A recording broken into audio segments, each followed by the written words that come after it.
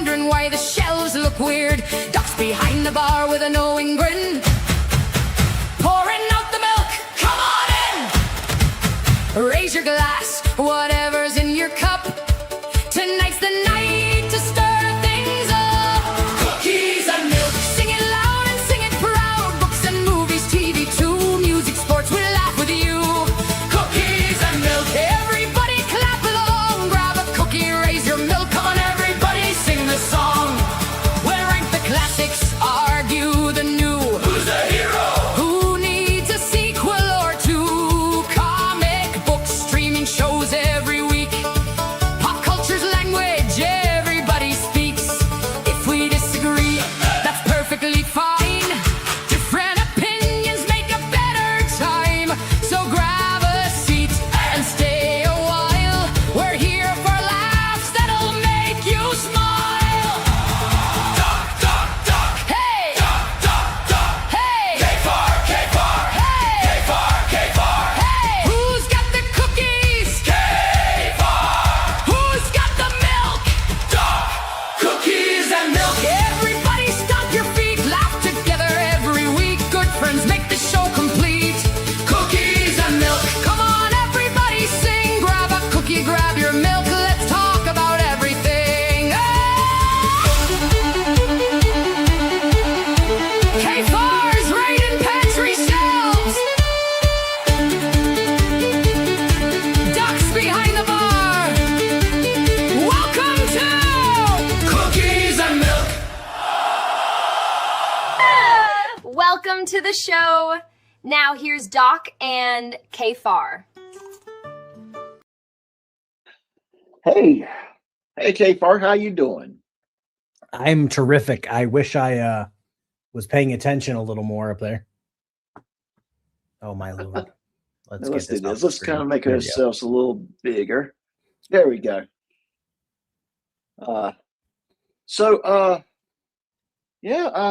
That's our intro for now, unless we think it needs to be changed. But I thought that wasn't too bad. No, I think that went quite well. Yeah. How Mr. Said did not see you sneaking the cookies away from the pantry on Friday night, right? They've been Oh. hounding me for these things for like 3 days. Oh, yeah. You have cookies in you office? I have cookies, and it's like no.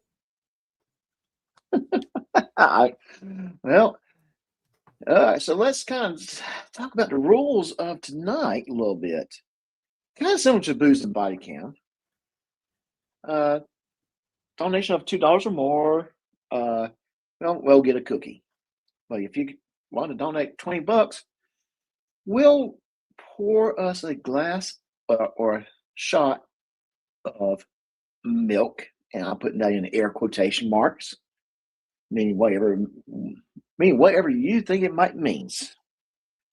So that is the rules, kind of like I said, similar to Booze and Body Cam. And we go into discussions about pop culture and whatever comes into our minds as far as that side of things is concerned. A couple big news. Wile E. Coyote has a movie coming out. You remember Wile E. Coyote being how he chases Roadrunner. Yeah, I heard about this news 5 seconds ago backstage when Doc told me. Yes, Wile E. Coyote versus Acme.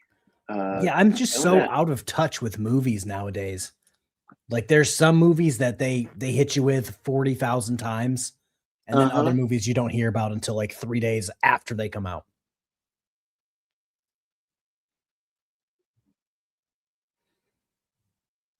Yeah. So that's true. I tell you honestly, this is like the first summer I actually noticed more than one or two movies in a long time. I normally hit the big ones that are nerd related. As you guys probably know, as a man in my 30s, I like explosions. I like scantily clad women. I like sports. So those Right. movies kind of hit, and then I catch the random nerd movie, or like if there's a Lord of the Rings movie coming out, or a fucking what am I looking for? I'm seeing it in my head. Avatar, the new Avatar movie that came out that I'm 10% of the way finished with. I'll catch that, but golly. Yeah, Ed, I've been meaning to look at that, but I just don't have time. Every time I'm like, all right, I'll watch it, I completely forget. The Avengers trailer. Yeah, I saw that. I don't know. Avengers has kind of lost its lore a little bit in the I'm past. I'm at odds with the Marvel movies. Yeah. I feel like we might be in the Yeah. same spot where back in the day you're like, oh, a Marvel movie's coming out. It's gonna be fucking terrific. And now it's just kind of like the new Star Wars movies where you're just like, man, I'll watch it when it's on Disney. I'll pass. Yeah, right. Yes. Now I'm a big Star Wars fan, so I have not really approached Star Wars the same way I've approached Marvel. That's one of the first movies I believe I remember growing up. Mm-hmm. Is my mother forced me to watch all of the original 3, which turned out to be the middle 3, but we're not going to talk about that. But Yeah. the first trilogy, great. The prequel trilogy, we all gave it shit at the time, but now we're all coming back and we're like, man, that's a real nice trilogy. And then the new ones were just kind of like, eh.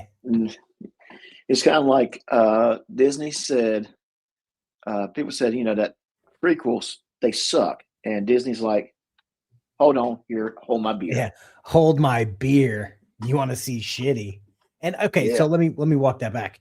Technically, the first of the new ones was pretty okay. Yeah, that one The that next had the potential to take that genre, but it was like they came in without a plan. Yeah, and then it also doesn't help that they like switch directors in the middle of the series, and it's just like, I bet you the new one's gonna have some new thoughts, and sure shit he did. Just like Mandalorian and Grogu, the movie that just came out. Right. Months before, every Star Wars creator on YouTube was just like, this is going to be the worst movie ever. And then it hit theater, and everybody's like, this movie's garbage. And it's like, yeah, they were right. Shocker. It would have been better as a series and not as a movie, but I did enjoy it because I escaped from reality for 2 hours. Yeah. But it wasn't as good as the original Star Wars. No. Could it been better? Yes, but I think it would have been better as a series on Disney Plus. Better equipped, I think, because it seemed like there was several plots going on with it. But yeah, at the same time, they didn't set up from the show to the movie in a way that I would have liked for it to be just flow into the movies or to the movie. Well, I will say this.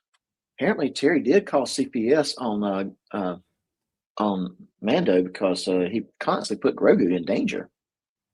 Oh,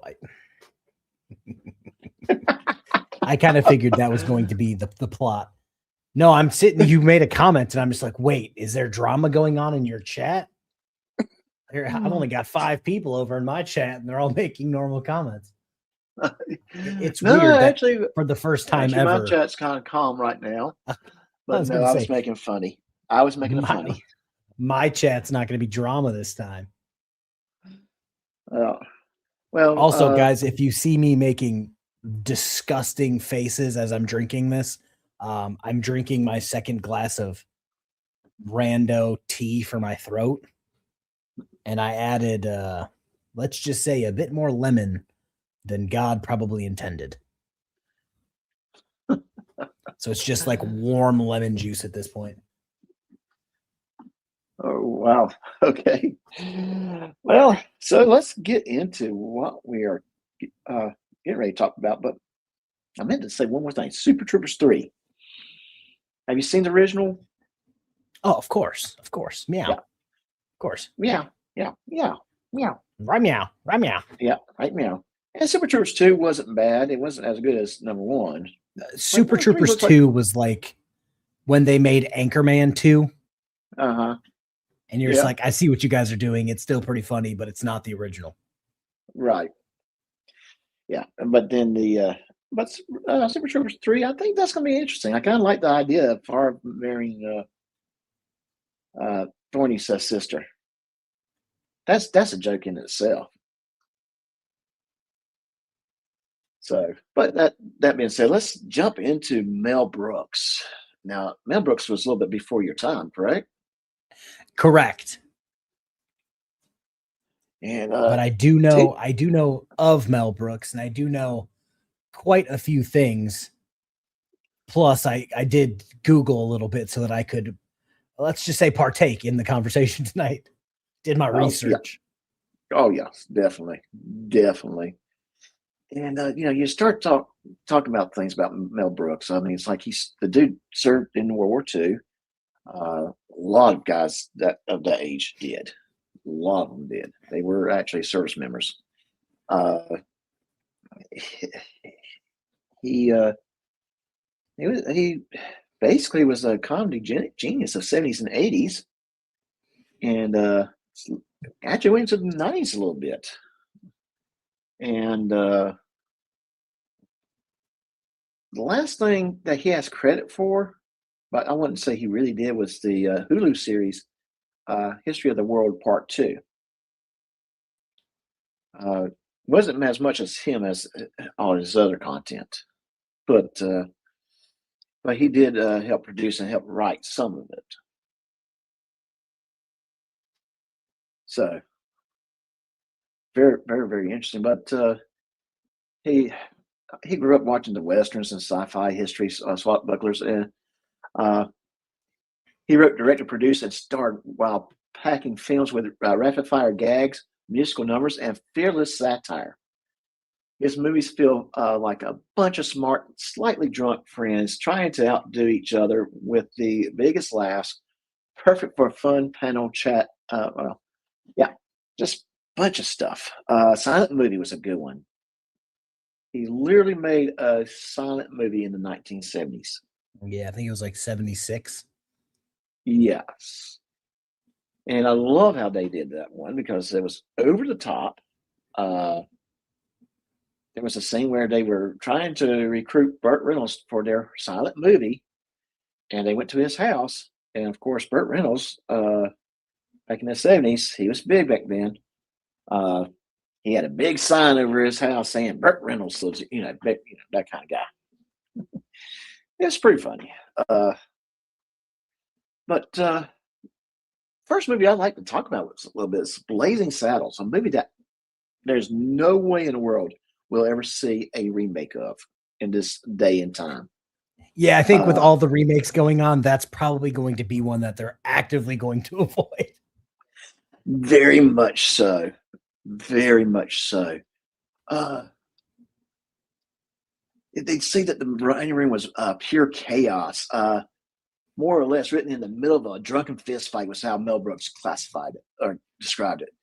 5 writers, including Brooks, Andrew Bergman, Richard Pryor. I did not know Richard Pryor was involved with this writing. And Norman Steinberg. They were yelling ideas at each other. They just having they fought with each other. Richard Pryor co-wrote and was Mel's first choice to play Sheriff Bart. Studio and other issues led to Cleveland Little taking the role. He delivered an iconic performance, and Cleveland Little did a good job playing Sheriff Bart. But can we imagine if Richard Pryor was in that role? It would be good, but good in a different way, The famous campfire bean scene. Mel encountered the actors to eat lots of beans beforehand, so the symphony would feel authentic.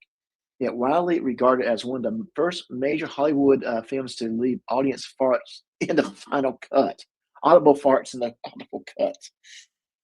So, are you familiar with that scene? I am not.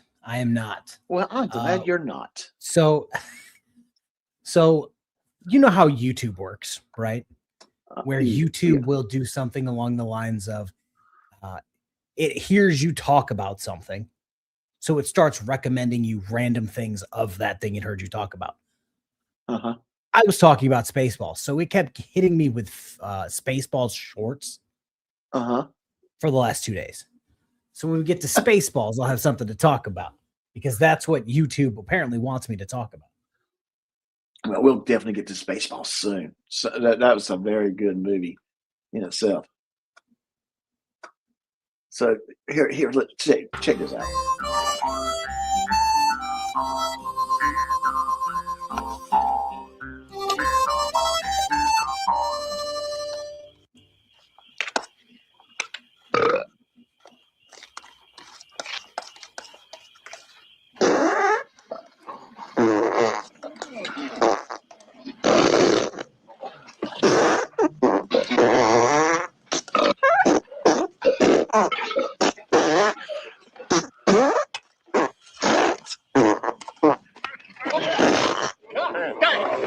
Gee, how about some more beans, Mr. Taggart? I'd say you've had enough. I understand there's a new sheriff in Franklin. Who wants to kill him?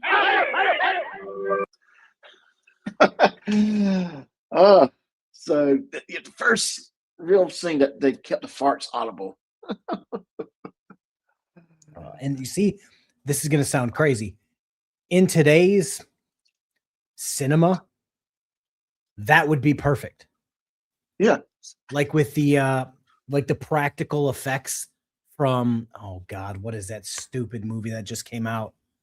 The Odyssey or whatever, where they literally used practical effects for everything. I feel like nerds about movies would love that. Oh, yeah, definitely. And I do believe that some of that was also added post as well. But just them having that fart scene and the bean scene, the campfire scene, that was pretty darn good, I thought. Is Aaron causing trouble again? Aaron's just being Aaron. And I don't really understand why. I'm trying to be nice, Aaron. I'm trying to be very nice. This is my not a dick channel, so I'm trying to be very nice. Yeah, I understand that. I'm trying to be friendly. Aaron, dude, just, be cool with us, man. If you be cool with us, I won't have you timed out. Enjoy the conversation. Put in your 2 cents worth. And okay. That is how GT gets his car together. Yeah. Oh my god. It's okay, giggles. Ed, yeah, the Odyssey, I have to see it. I've heard mixed reviews, but I'm into the practical effects, not CGI type thing. And apparently everything they did was semi-real. Spoiler alert. Apparently when they were fighting like the giants, they just got a bunch of 7-foot tall dudes to come in and be giants. And they substituted all of the actual actors that were men almost 6 foot tall. They just went out and got a bunch of like in shape 5 foot or below females to be their like stunt doubles so that the giants would look even taller. Those are just the little things where I watch it and then I hear about it and I go, man, that's pretty dope. I'm not gonna lie. Yeah. So they actually, that there is something about when you're doing it practical and not the CGI that it tends to look better. Yeah, what was that? Oh God, I forgot which actor, producer, director said it about the Marvel movies, about how they don't consider Marvel movies actually like acting because it's all computer shit. That's a good question, Silky. I don't know. I don't think so. Unless it's on my channel because I attract the crazies, unfortunately. Yeah. Ask my exes. I attract the crazies. Well, he was in my chat too earlier, so that's kind of why I was asking too. I mean, I kind of was looking at him, but not really paying attention to what. Yeah, guys, I'm secretly deep down, I'm a nice guy. I'm a nice guy that is really, really good at being an asshole. So I want to be a nice guy, but people keep making me be an asshole. Yes. So I got more clips here, and I got to be careful with especially with Blazing Saddles, because certain words are said a lot in this movie. And I'm going to probably play one more clip of Blazing Saddles, and then we move on. I think this one might work. But like I said, there's certain words being said, and I don't want that word to be flying on my channel. What word is it, Doc? What word is it? Well, let's just say it's Todd's favorite word, or was it Ryder's favorite word? One of the two likes to say a lot. So I just try to be cautious on that one. Good movie, but and really, Mel Brooks made this movie to basically criticize what he called the hypocrites in Hollywood, because that was their behavior back then toward the African American actors and people. So here's a, let me throw this back on the stage. I'm getting ready to hit play, and people will wonder why I'll be laughing at. 1,000 acres of Indian territory, which we have deemed unsafe for their use at this time. They're such children. 200,000 acres. 200,000 acres. What'll it cost, man? What'll it cost? A box of these. Are you crazy? They'll never go for it. And then again, they might. Little red devils. They love toys. May I try one? Leave who, sir? Thank you. Thank you. These things are defective. Right as usual, sir. Show off, sir. Just sign this, sir, right here. Oh, okay. Give us a hand here. All right, sir. Time's Silky out immediately. Time's Silky out immediately. Thank you. Work. Hello, boys. Have a good night's rest. I missed you. Just one more bill for you to sign, sir. What the hell is this? This is the bill that will convert the state hospital for the insane into the William J. Lepetamine Memorial Gambling Casino for the insane. Gentlemen, this bill will be a giant step forward in the treatment of the insane gambler. Yes, Father. Thank you, Hetty. Thank you. It's not Hetty, it's Headley Lamar. The hell are you worried about? This is 1874. You'll be able to sue hard.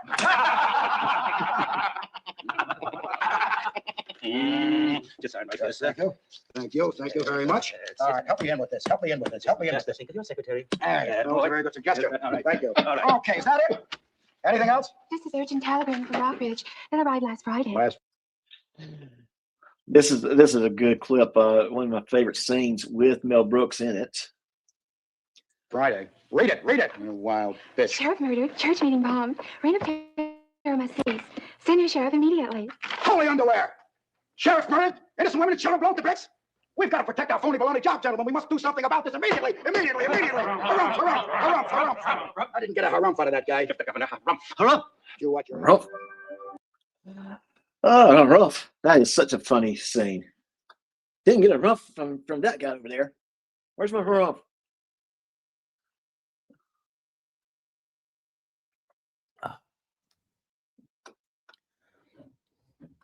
That gave me Bond girl vibes in that scene. Bond girl vibes.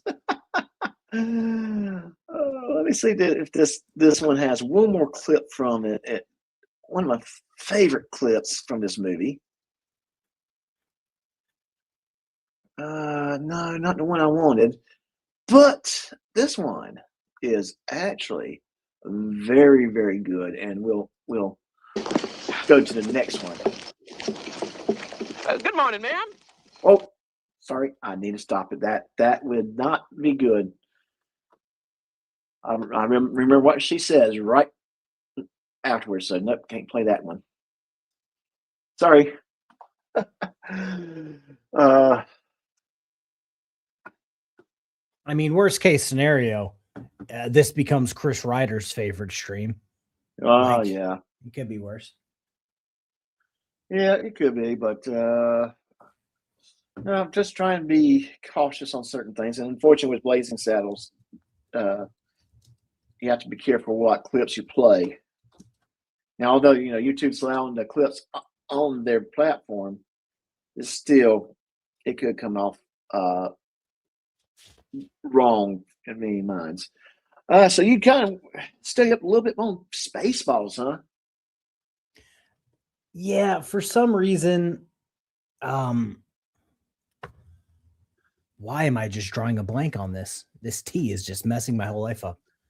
One of the dudes from Spaceballs, his son is an actor now. Drawing a blank on the name. Rick Moranis. But they were talking. No, I don't think so. But it was him giving an interview about doing the new Spaceballs movie that's supposed to be out in 2027. Mm-hmm. If the son would be doing the movie, and everybody's like, "Oh, that would be awesome." And then I got today, I think, matter of fact, early as I was getting up, they kept showing every other short that was recommended to me was that scene in Spaceballs where they've got the giant combs going through the sand.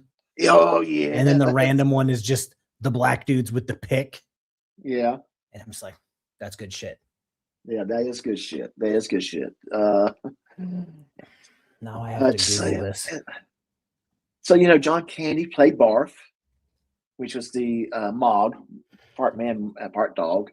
Mm-hmm, Rick Moranis played Dark Helmet. He was the Darth Vader of the story, which is kind of ironic. I mean, it's kind of like, yeah, he was he's so short and Darth Vader's so tall. George Lucas did give his blessings for this movie, but there was a big thing. There cannot be any Spaceball merchandising. Merchandise, yep. I do remember that. Yeah. Which I thought that, yeah, well, I mean, it makes sense. It really merchandising would not last long for Spaceballs. It's a comedy movie. But I love the gag that Mel Brooks had, because everything was Spaceball something. Spaceball sheets, Spaceball the lunchbox, Spaceball this, Spaceball that. It was Bill Pullman. Bill Pullman, yes. The guy who plays Lone Star. His son is the guy who played. Why am I drawing a blank on this motherfucker's name? He was in the new Thunderbolts movie for. Speaking of Marvel, Lewis Pullman. I have to go look and see. I can't remember what play he played. He played Void. I think it was Void, and then he played Bob in the second Top Gun movie. Oh, he was Bob? Yeah. He just had like a military haircut, so you really didn't put two and two together. But he's like an actual actor, and they're like, "Oh, are you going to join your father in Spaceballs too?" And I'm just like, that would be swell. It would be swell, but would also make me feel really, really old. Yeah. And here's something I found very interesting. This is something I just learned today. Apparently, Tom Cruise and Tom Hanks were both turned down the lead. Both had turned down the lead to play Lone Star. I'm not shocked by that. Yeah. Yeah. But you know what? I just couldn't see Tom Cruise doing as a good job as Bill Pullman. I don't think he has the comedy chops to do that. So I don't think he could have done it back in the day. But after watching Tom Cruise in Tropic Thunder, I think that maybe he's like sneaky funny. Right. Okay. That's true. But I feel like back in the day, he was doing like serious movies, action movies. Right. And of course, Tom Hanks was doing comedy movies. I think it was probably around the 90s when he started, going into the more serious roles. So yeah, what was that movie where he was like, I'm drawing a blank. He's on the piano. Big? Big, yes, that's the one. Yeah, I know movies. Yeah. And that one was creepy if you think about it. Well, if you think about a lot of movies from back in the day, a lot of movies from back in the day were kind of creepy. Yeah, he was a little boy, like around 10 to 12. He wishes to be bigger. He basically grew up overnight. he hooks up with some woman while he was pretending to be an adult. She Yep. drives him home, and in front of her eyes, he becomes a kid again. It's So- creepy. To give Tom Cruise some credit for this, I just looked up what Tom Cruise was doing when Spaceballs came out. So I looked at 1986, 1987. He had Top Gun, Color of Money, Cocktail, Young Guns, and Rain Man come out Yeah. 86, 86, and then 88, 88, 88. So Hey, maybe was in he Young made the Guns. right call. Maybe he made the right call. He was in Young Guns. He wasn't playing. He was in Young Guns, but it's a uncredited cameo. Oh, okay. Of some random guy's henchman, which is crazy because this is after The Risky Business, Top Gun, and then he's just randomly, I'm going to play a random guy's henchman in a random movie. Huh. Like he was bored on a Tuesday. That must have been what it was. I'm going to tell you, I did not know that. That was an interesting little tidbit of information about that. Now I have to go watch the movie again and see if I can spot him. Yeah, pull the old Leonardo DiCaprio when you see him in the background. Yeah, there he is. There he is. Yeah. Yeah.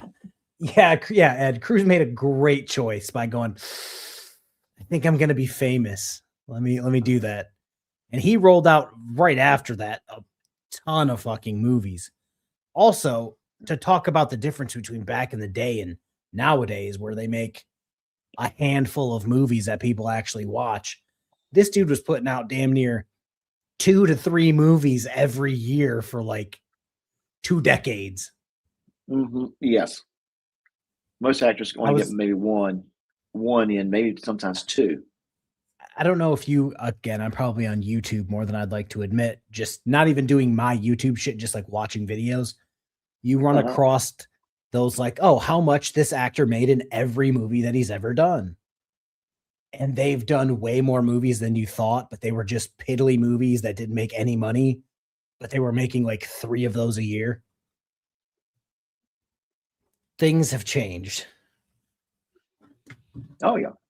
Things definitely has changed. Which is funny because now, instead of just being in theaters, you have 50 different streaming companies all making movies all at the same time, but they just keep hiring all of the same actors.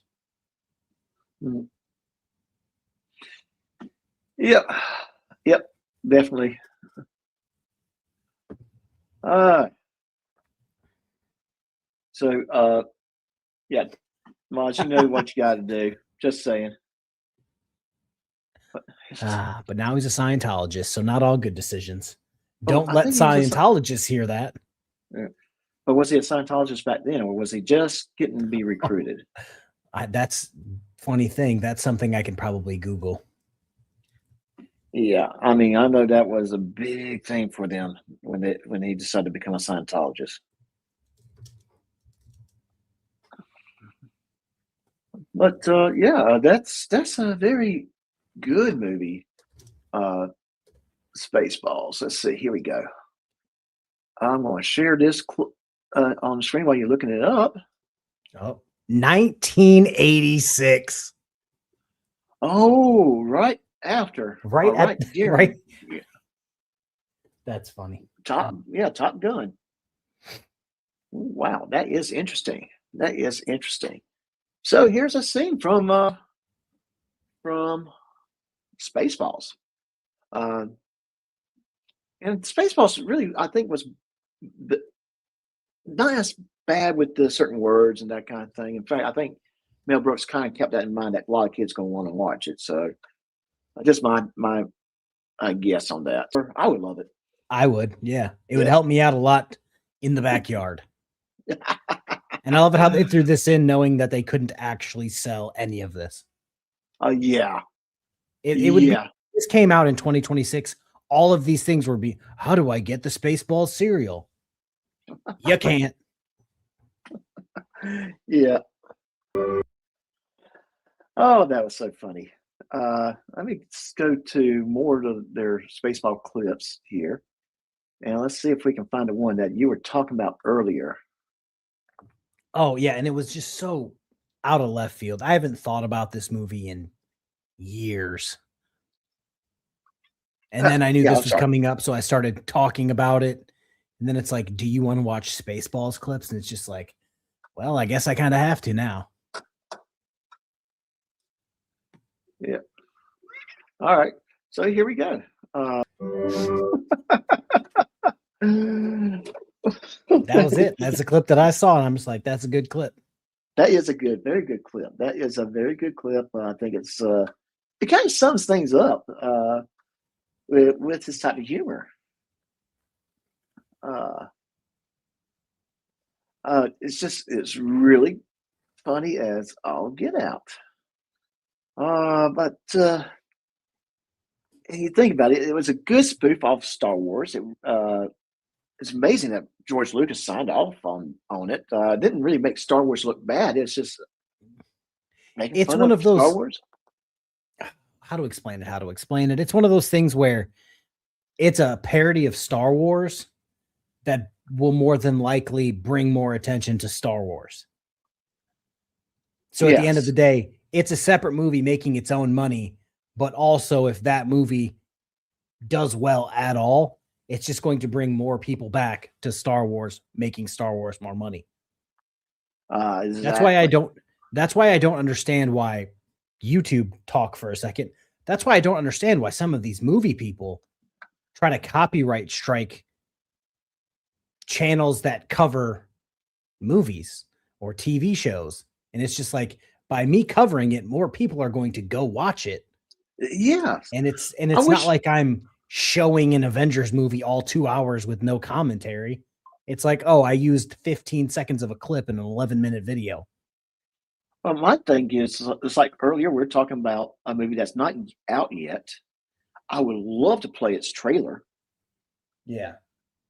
because I mean, I think my audience would enjoy the trailer, And and some of them would actually go see the movie. shout out to HBO of all places. Mhm. They won't take anything from you. They will like claim it to know that you covered it, but I don't think they touch any of your revenue for showing any of like the trailers for Game of Thrones, House of the Dragon, Night of the Seven Kingdoms, because they're like, the more people that are covering the trailers are going to maybe bring in people who wouldn't watch the show otherwise. Right. And we were talking about merchandising. I know I do that my merchandising spiel right now because I think Dove kind of gave me the hint that I need to talk about it.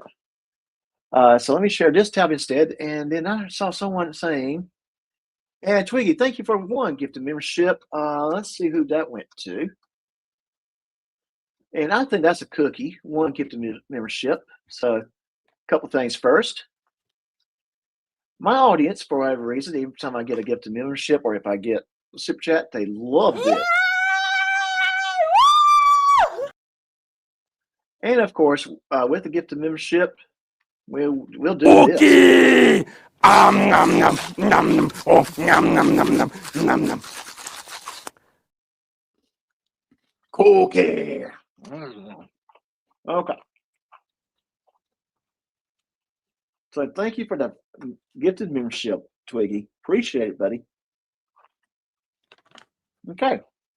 So let me share this real quick. So we're looking at my merch store. And guess what we have already? Cookies and Milk car magnet and Cookies and Milk t-shirt. And let's just click on it to kind of show this t-shirt off a little bit. Just nice little t-shirt to wear around the house, out in public, while watching Cookies and Milk with Doc and K Farr. Got a choice of colors, all nice colors. Some sizes will come up as big as 5XL, so it's in for the big fellas out there. Nice shirt. I like that green. That's a nice little military green shirt. Nice little sage if you're Air Force. And of course, you got the gray. Some nice colored shirts. And new product. Because everybody likes the waitresses.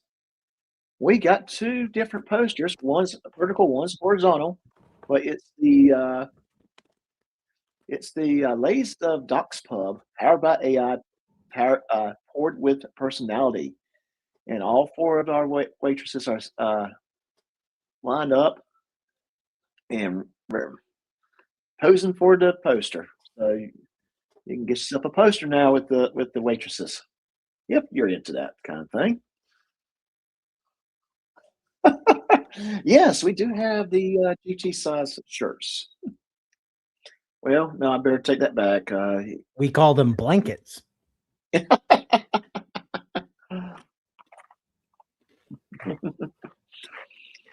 let's I get back mean. to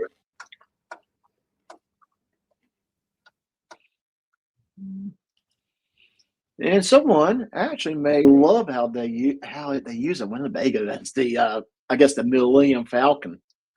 That was funny. If you guys watched, I don't know, a few years ago, I know he's trying to make like a sovereign citizen frauditor Moore movie, but Tones overthinks it. Almost exclusively uses Mel Brooks clips in all of his videos, to the point where he even has himself flying around in an RV when he's moving through his videos. Oh, yep, yeah. Again, you're looking at the cast. I could not see Tom Cruise sitting in that chair. I could not see Tom Hanks sitting in that chair. That was all Bill Pullman. Yeah, I feel like once they realized it was going to be an RV flying around space, they're like, I'm going to go do Top Gun where I'm flying around in an F-14, or hey, I'm going to do whatever movies he was doing in the late 80s, early 90s. Right. Thanks. Like, I'm going to go do that instead of maybe do this movie and never get work again. Yeah, and then, that's true. That movie could have actually destroyed his career. I don't think it destroyed Bill Pullman's career, but that movie Yeah, could no, like actually... if this was a movie that went to do a parody of Star Wars and absolutely flopped, you could look at it and be like, you might have been the reason it flopped, and they would have never gotten hired again. Right. Yeah. That's true. Now, I don't think this movie flopped, but it definitely did not do as well as Star Wars. Oh, yeah. I don't think people were going to go see Spaceballs like dozens of times in the first week. Right. But Spaceballs, I did see it in the movie theaters. I liked it. It was funny. And of course, I'm laughing now. So it's just something about Mel Brooks movies. It's just, they're really good. And just some of the scenes are just really well. They captured the audience real well. So to be fair, I just looked it up. Production budget for this movie was $22.7 million, and worldwide they made 39 to 45 million. And that was just in theaters, and then apparently it did way better on VHS. So movies like this, movies like this normally do better in VHS or because most people just didn't want to go spend the money to go see a movie like this in a movie theater. Yeah. And let's face it, it's doing well now because it's a classic in a lot of people's eyes. Yeah. Do you want to know something funny? This movie cost $22.7 million to make, and it came out in 87, so probably like 85, 86. That, what was that movie, Obsessed or whatever, that just came out? Cost like $400,000 to produce, and it's made over like 100 million. Some movies do really, really well with a very low budget, and it's all kinds of factors that comes in play.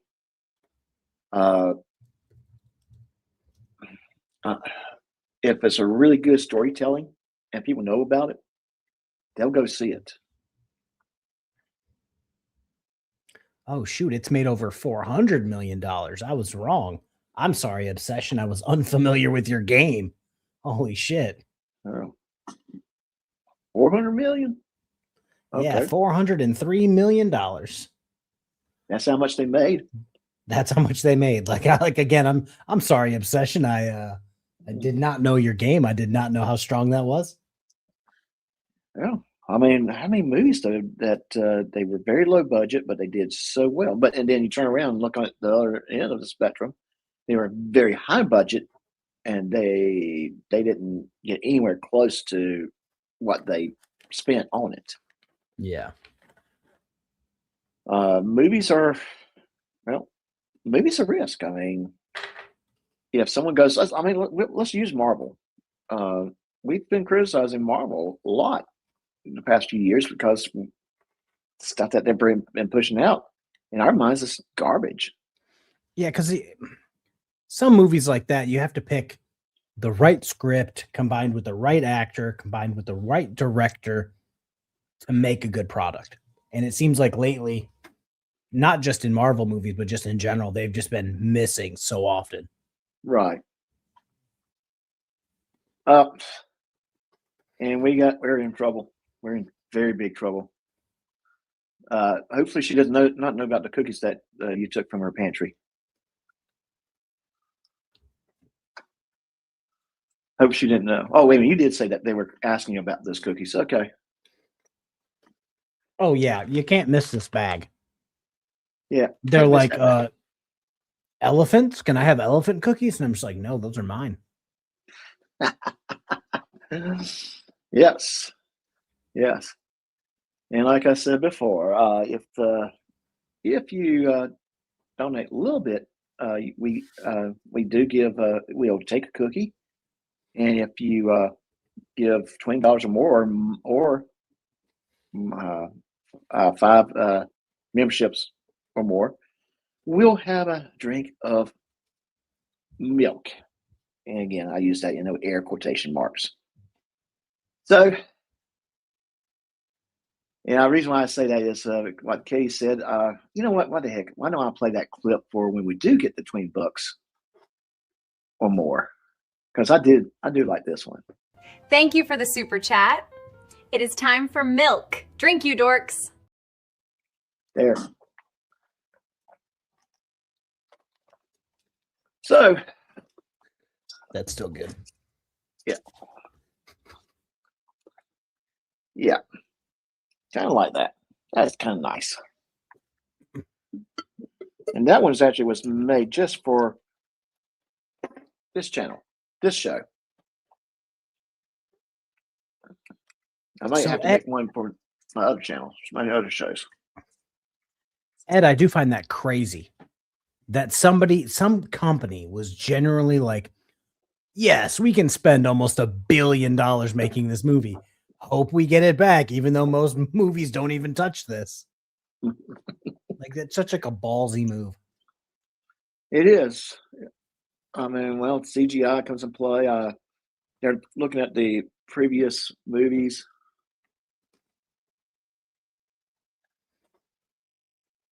Well, no. We gotta correct that. I see what. Yeah, Indy thinks the best goat is Tiny Indy because she's named it for him. No, Indy. Doc the goat is the best goat. There's a goat named after me over in Arizona, and we have a like little. That sometimes. I'm sorry. I said it'd be like that sometimes. Yeah. So I have to make sure that's corrected. No, Indy. Doc the goat is the best goat. I should do a poll. Okay, Indy, I hear you. But yeah, I do have one more clip I want to show of this. Well, let's finish this clip. But that's pretty good, right? But this is maybe I need to watch this movie again. Yeah. Because obviously this movie came out in theaters before I was born. So I've only watched it a handful of times, and it was around the time it came out. So I wasn't very old. No, okay. And it's not exactly a movie that pops up. I don't know how many people have cable nowadays, but like your random TNT movie, TBS, how they Right. would just recycle a handful of movies over and over and over again. Right. Spaceballs was not one of them. No, it wasn't. You have to go basically find. Hey, Rogue Nation, how you doing, sir? This is the one. Are you familiar with the Police Academy movies? Of course, all 127 of them. So you know about the guy that did all the sounds, right? Yeah.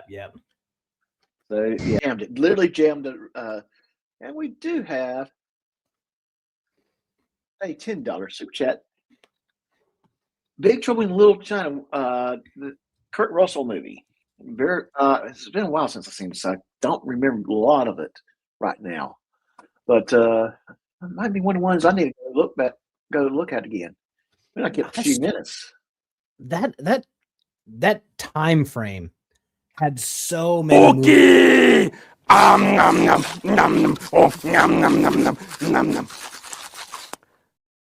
Sorry, my hand slipped. I went over there and I hit. Yeah. That era, or that like 85 to 1990 time frame, had so many good movies come out. Yeah. Oh yes. But I love that the radar was jammed, and we'll find out what kind of jam here shortly. This loudly just got to pretend something on the PA system. I've lost the sweeps. I've lost The raspberry jam. Oh, I love that scene. But I think that's the only movie, other than the Police Academy movies, that guy was actually in. He never was in anything else. I just saw him the other day because, again, I'm perpetually on the internet. Right. What was he doing?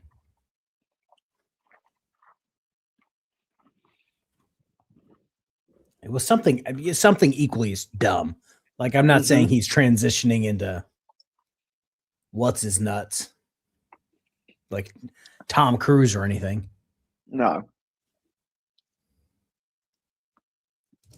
Well, I mean, the thing that made him famous was the ability to make all those realistic sounds with his mouth. Well,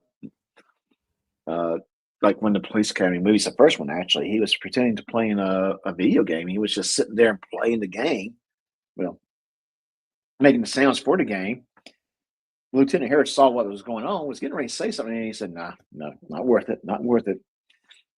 And apparently, he died in the make-believe game he was playing, and the thing comes back, and goes, "Asshole." So it was funny. Like being a great movie, and maybe one day we might go into police academies. Sorry, I'm trying to scan what this dude was in that I may have seen. His name's Michael Winslow. Yeah. Because after the Police Academy movies, it went kind of downhill for him at that point. Right. Yeah, I mean, that's basically all he did that everyone knows him from. And like I said, that's the only other movie I've known him to do. And in fact, people were like, "It's the sound guy," when I was in the movie theaters watching this movie. Yeah, he has been playing lately in movies as himself. So that's basically the extent of his career. Like you said, he's the sound guy. Yeah. That's the only thing he'll be really known for. I mean, I guess he must have been a stand-up comedian at one point or something. He had been seen to being able to make all those sounds, and someone said, "You know what? We can have a character about him." I did see a bunch of not movies, video game credits for him as well. I think one of them was like Grand Theft Auto San Andreas, so he's does that, but hey. Right. Okay. Oh, So yeah, so he had to been involved with a lot of stuff. All right, I'm going to just say this once. We are talking about movies. We're talking about pop culture. Nope. You have to yeah. talk randoms in your chat want to talk about. So it's completely nonsensical for what you're talking about right now. Yeah. So you know what? You're more than welcome to be here if you want to discuss the movies, the stuff that the topic at hand. Again, I will say this: if you have questions about someone's current court case, go ask them. Don't bring it here. Wait, you want them to go to the source of the knowledge? Yeah. Oh man, that's how dare you? Oh yeah. More than likely though, it's probably one of those individuals that has tons of stock accounts and loves to harass people with them. Although he's been warned not to. I could think of a couple of people who qualifies that. Mm-hmm. Yeah. So, and I'm just gonna say, yeah, it's ridiculous, guys. Really, seriously, grow the hell up. Well, you're talking to people who are still stuck in like middle school, bud. Well, that's why I have to say, grow the hell up. You're one's almost 50, the other one's probably in his 40s. One is in his 50s, and they're acting like a bunch of 10-year-olds, in my opinion. So, yeah, they're going around and creating stock accounts just so they can pop into chats and then harass people about things, and that just tells me how mature they are and how much time they have on their hand because they cannot find suitable work, or they're not trying to find work. One, two, I don't know which. So, yeah, Spaceballs was hilarious, but that was probably not the last movie I can remember him doing though. Robin Hood Men in Tights, which came out maybe a year or two after Robin Hood, Prince of Thieves with Kevin Costner came out. This is probably, well, no, you were around, but you probably don't remember much of it. Hey, Muckster.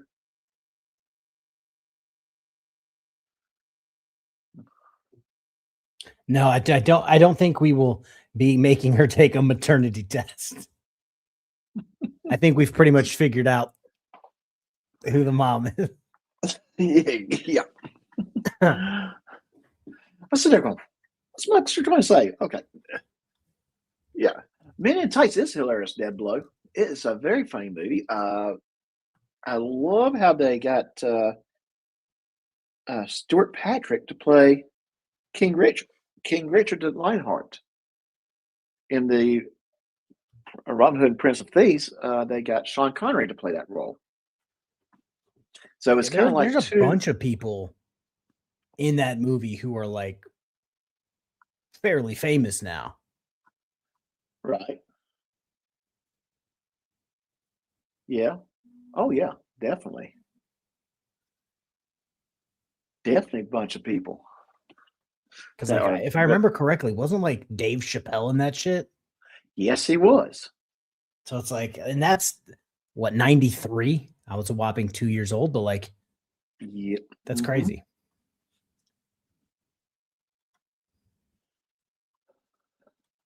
Oh, really? I did not know that. Apparently, Mel Brooks did try to get Sean Connery to play that part, King Richard.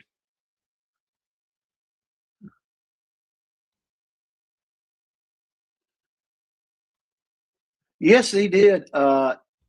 He did History of the World Part 1, and kind of had the producer / writing credits for History of the World Part 2 or Part 2. Toad Nine Life asked that question.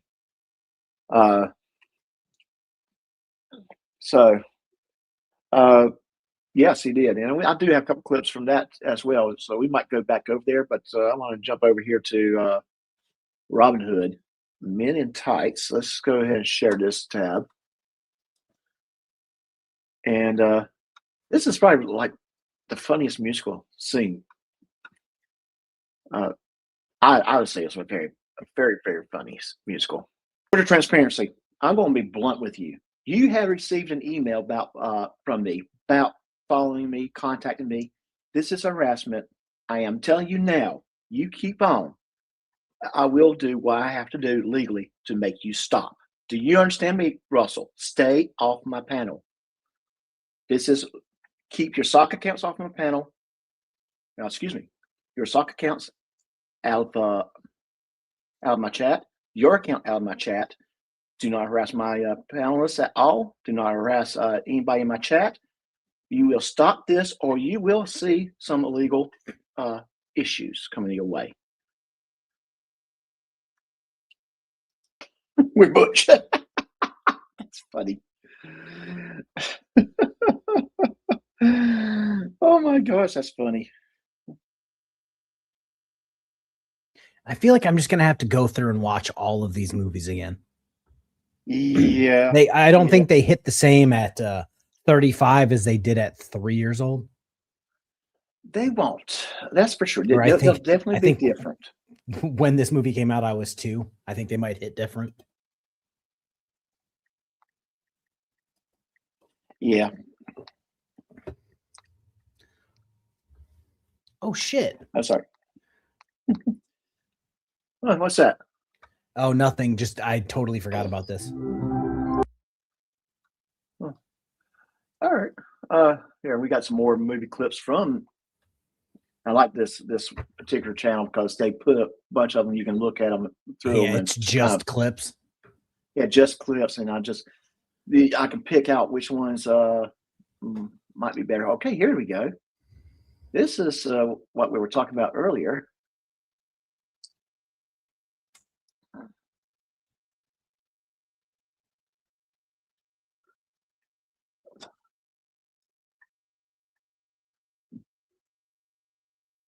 Not the problem today.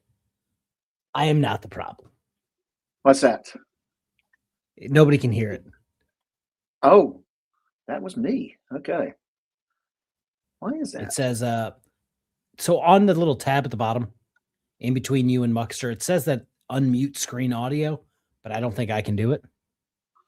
Okay. Yeah, I mean, it is to be a professional YouTuber, you have to regularly have technical difficulties. Yeah, I guess so. Where Skynet fucks up through no fault of your own. Not serious. And it was turned on before. Always, that's kind of like one of those default things I always do. It's always turned on. 1000%. Yeah, Professor X has looked the same age for 30 years. Yeah. Between this movie, Star Trek, Star Wars, or not Star Wars, X-Men, he's looked exactly the same. He has not changed. Yeah, your browser has lost connect. Oh, but see, now it says you're good. Now it says you're good if you hit play. You should have volume. Let's see. Oh, that's a funny scene. That's a funny scene. I think I got one more. I think this is the one where Mel Brooks, when we're introduced to him as a rabbi.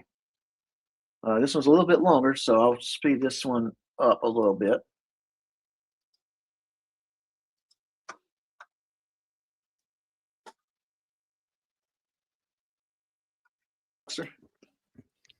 The Loxley and Bagels. Yeah. So yeah, those are good clips, especially when you're introduced to the rabbi and he was trying to talking to those guys to get circumcision. All right. But some good stuff. I mean, yeah, I was very young when some of these movies came out, like History of, well, heck. Oh, yeah, you were very young? You don't say. I was very young. You weren't even around. Muckster was probably in his prime. Muckster was already a man.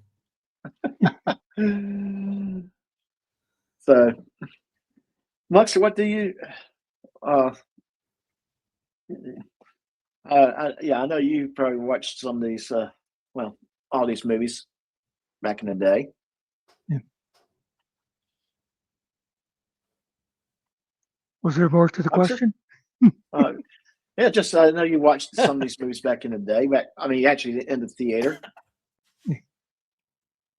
Well, and I don't know what all you've covered. I know I saw earlier you were talking about, of course, Blazing Saddles.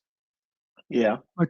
My two favorites, and Blazing Saddles is no surprise, Right. but one that I think is not as high on a lot of people's list, High Anxiety, Oh yes, because it was brilliant.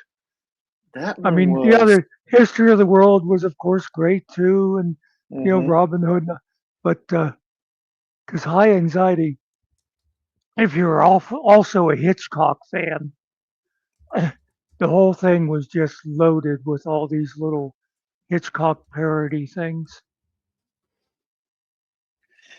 Yes, they were.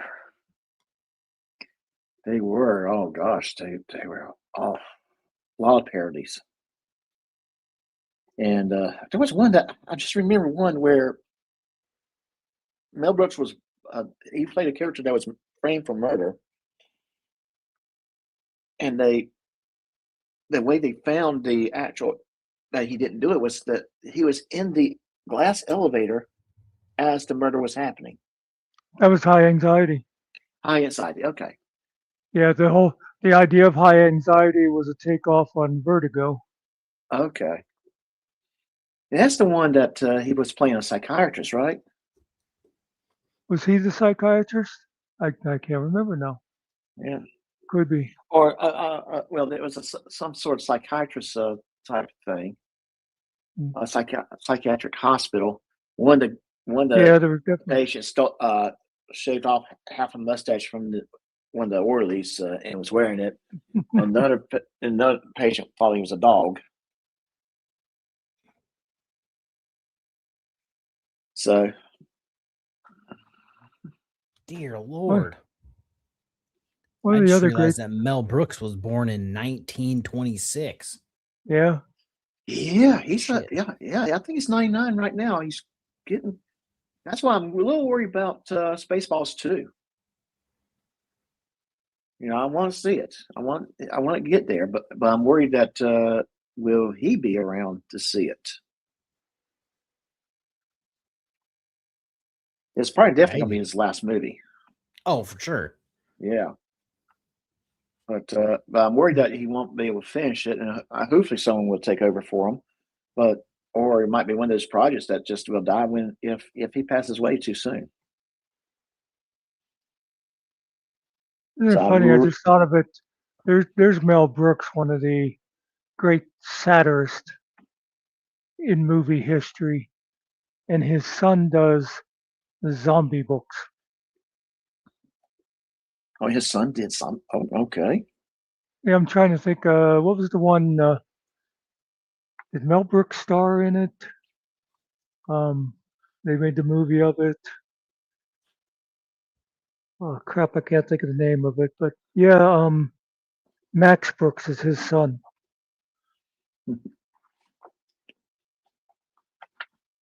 I mean, it just seems like a weird thing, Yeah. Dad's making everybody laugh. His son is, just killing people. Well, I guess that's just it. Not every comedian is going to have a kid that's going to be a comedian too. I mean, obviously, some do follow their parents' footsteps. Well, I mean, when you think about it, it's just they're both artists. Yeah. They've got that artistic thing. They're just different channels. Yeah, yeah, a different way of doing it, a different way of showing it.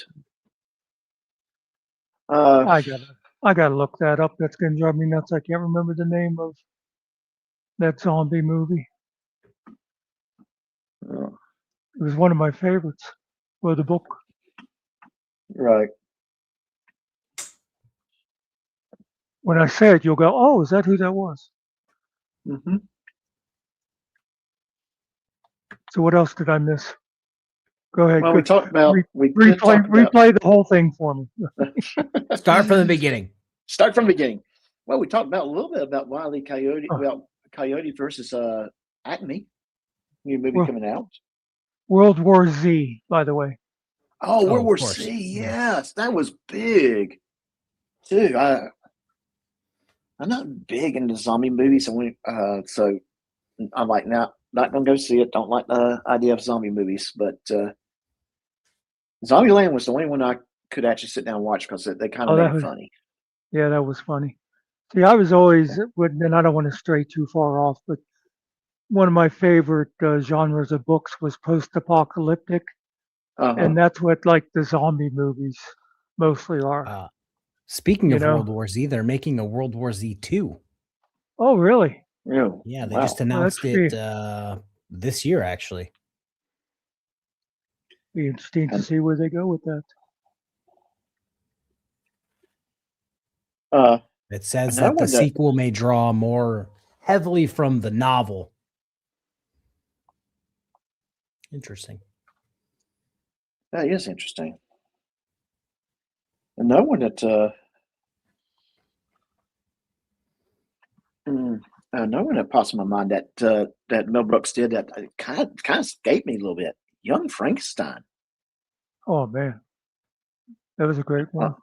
Yeah, that was a darn, and they played in black and white. It was Yeah. great, and I just loved how he didn't want to say Frankenstein, Gene Wilder. He wanted to say what was it? Frankenstein. Yeah, Follow me, Igor. It's Igor. yeah, Igor. Yeah,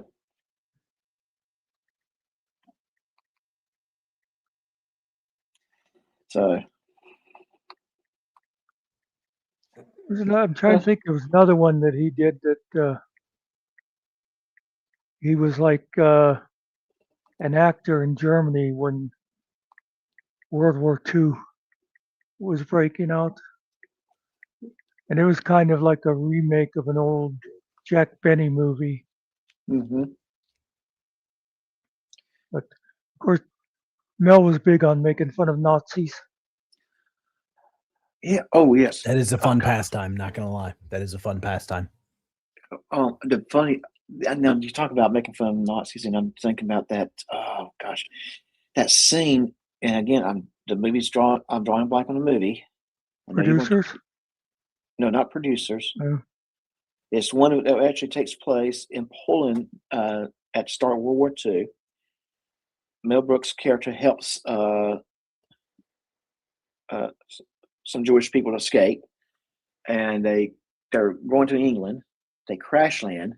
They were not sure where they were, so Mel Brooks is running into a bar in the middle of England with his Hitler costume on, and says, "Excuse me, guys.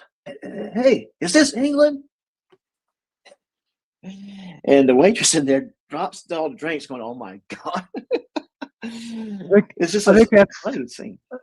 I think that's actually the same one I was trying to think of. And now you say Poland, that makes more sense. And I think I just saw the name. I'm going to have to IMDb it. To Be or Not to Be.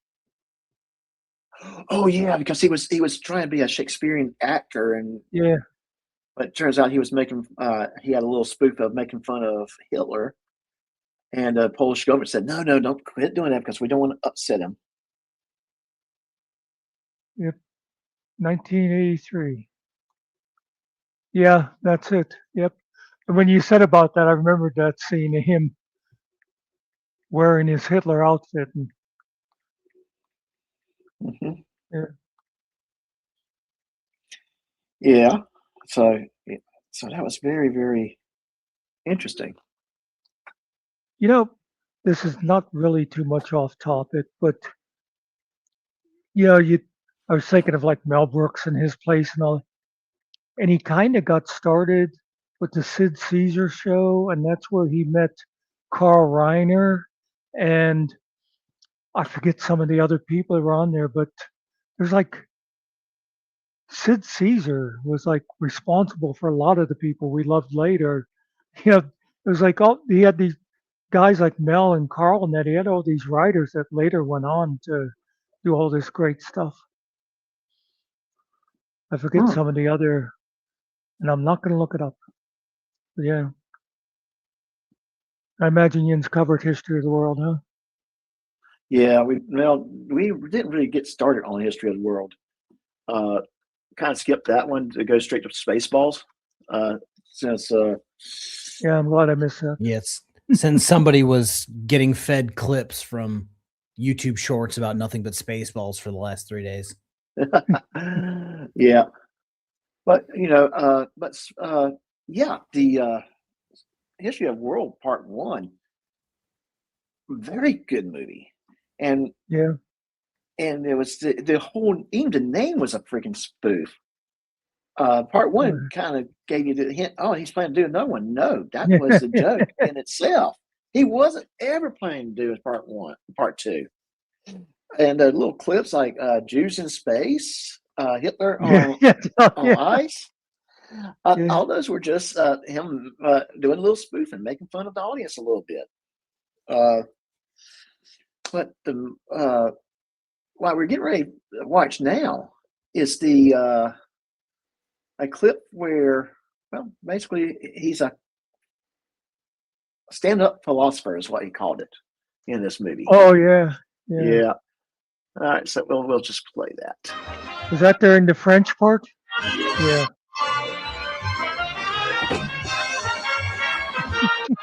Good evening, ladies and empress. I just got back from Venice, and boy, are my arms tired. Let me tell you about Venice. Venice is a very old city, very old, very wonderful city, ancient city. You're going to learn a lot in Venice. You want to know how to make a Venetian blind? Like this? Fuck!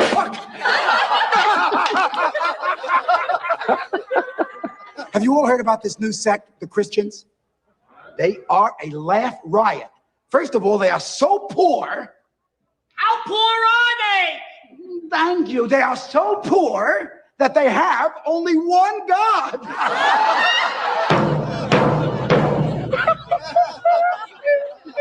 We Romans are rich. We got a lot of gods. We got a god for everything. The only thing we don't have a god for is premature ejaculation. But I hear that that's coming quickly. Oh, the little fag gets it. Hey, let's face it. What's the rage today? Losing weight is all the rage. Everybody in Rome is either in a steam room or a vomitarium. I mean, half of Rome is either cooking or puking. Cooking! Oh, puking! But you can't blame these people. You can't blame these people for wanting to be thin. Who wants to look like a big fat pig?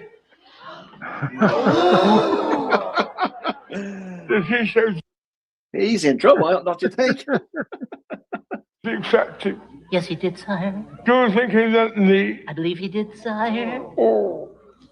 Get off the fat jokes! Get off fat! Get off fat! Fat off. No. The two Jews got off. No. Syrian. Politics. Yes, the Roman Senate. The Roman Senate is the best legislature that money can buy. Corruption starts in the streets with the little peddlers. They bribe an assemblyman. The assemblyman bribes a councilman. The councilman bribes a senator. And the senator, it goes all the way up to the emperor. Oh, shit. Kill him! Taxi! No autographs. Seize him! More wine! Boy, when you die at the palace, you really die at the palace.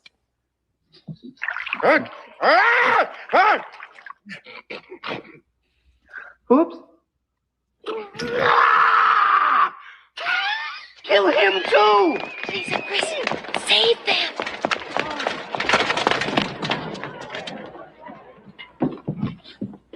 Wait!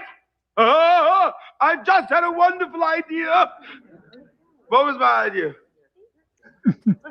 No, yes, let these two fools fight each other to the death. during dessert.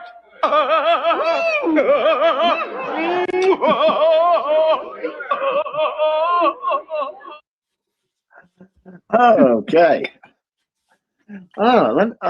That was a very good clip. The jig is up. Yeah. Mel Brooks, oh my gosh, he was such a good comedic producer. To me, he was more a producer director than an actual actor. He never actually played. Well, I take this back. A lot of his roles, especially later, were not the main characters. But he was in almost all of his movies. I can't think of one that he wasn't in. Well, was he in the Young Frankenstein? Yep, I'm sure he was. I'm trying to think. I just don't recall. Gene Wilder played Frankenstein. Yeah. Terry Gard played. I know she was in it. So, no, that's the only one I can think of that off the top of my head. I cannot remember if he was actually playing a character in the movie or not. Yeah. Even if it was just a small bit, like maybe like a townsperson or something. You know, I was trying to remember. There was stuff, and I'm not even going to look it up because the movie I hated it. Uh-huh. He did one that I absolutely did not like. No, it wasn't Spaceballs. There's one where he was like a slumlord and got sentenced to live in one of his own buildings. That sounds Or like like one a- with the. That sounds like a Joe Pesci movie I saw. Yeah, that was almost. It seemed like a remake of it. And unless I'm just getting the two mixed up, because I thought the thing about it was, you know what? I think I am mixing that up with the Joe Pesci one because I remember thinking he was way too old for the character. It was supposed to be like for a 20-year-old or something, you know, a spoiled rich Mhm. kid. Right. Yeah, yeah. I'm thinking there was another one where Mel Brooks was a landlord. Yep, I am. I'm getting it mixed up with Joe Pesci. Never mind, Mel. Sorry. I'll stick with Spaceballs will be my least favorite. Yeah. Well. Yeah. Spaceballs was definitely kind of a little bit more out of his wheelhouse than anything else he's done. Because Well, I know a lot I of don't people love it. I mean, I'm not, you know, people have their own taste. Yeah, I mean, I love it myself. I'm just saying that it was kind of a little bit more out of its wheelhouse, but I think Well, he did a good job for what it was. he always throws in like some scatological stuff, you know, a little slapstick and that. It's just Spaceballs was sort of loaded with it for me. Yeah, Anyway, yeah. Oh yeah. And I can understand that. It's kind of like High and Society was not one of my favorite ones. Again, I was very young when I watched it, but Young Frankenstein, Blazing Saddles, uh, Spaceballs, History of the World, all of those ranked pretty high. But he did one with Leslie Nielsen Neeson playing Dracula. That oh was yeah, was that Dead and Loving It? yes, Dead and Loving. I was Yeah. trying to think of the title of it, and it was a very good spoof off the Dracula movie. It was very very close to the 1930s Dracula movie. Hmm. Uh, You know that's mostly what he did was to spoof other movies. yeah. So, K Farr, have you ever watched the 1930s Count Dracula? I have not, but I was literally just typing you backstage. The two smallest babies just woke up, so I'm gonna have to jump off here because Okay, pregnant Mrs. K Farr isn't trying to deal with that right now. So I can understand. I'm gonna that. jump off here. Because right. we got this set up streaming to my channel as well, the third one. Whenever you end, it'll end it over there. Okay. Yeah, yeah. When he closes this, that'll automatically close. Perfect. Yeah, Perfect. it All should. right. Till next time, Right. sir. I enjoyed this. Yeah, that's all I got. We'll think about what we want to do next week. Maybe it'll be just something off the hip, or Matt might come up with comic books or whatever. whatever A random comes into our topic. mind. Yeah, random Yeah, topic. we'll schedule it and let you guys know like we did this time, like a few days in advance. But Yeah. I'm off to go take care of children. Okay, bye. Well, bye. Take care. Can I recommend birth control one of these weeks just for K Farr? Never. Oh, but yeah, absolutely. Mel Brooks has had a lot of good movies. I'm going to tell you though, I think as far as that era comedy movies is concerned, although Mel Brooks is ranked very, very high, I would have to give Airplane my favorite in that that genre. That's the movie I watch every time I get on a plane. Because it's just, to me, it's a joke within itself. And then I don't order fish. Yeah, that's what Mel Brooks movies, Monty Python, the Airplane type movies. Mm-hmm. Those are all people that know how to do stupid well. There's a lot of people that you look and you just say, well, that was stupid, and they suck. Those guys knew how to just do all that kind of ridiculous stuff. Right, yes. Yeah. Yeah. They did it well. They did it. They brought, again, we talk about the, Barbara Billingsley,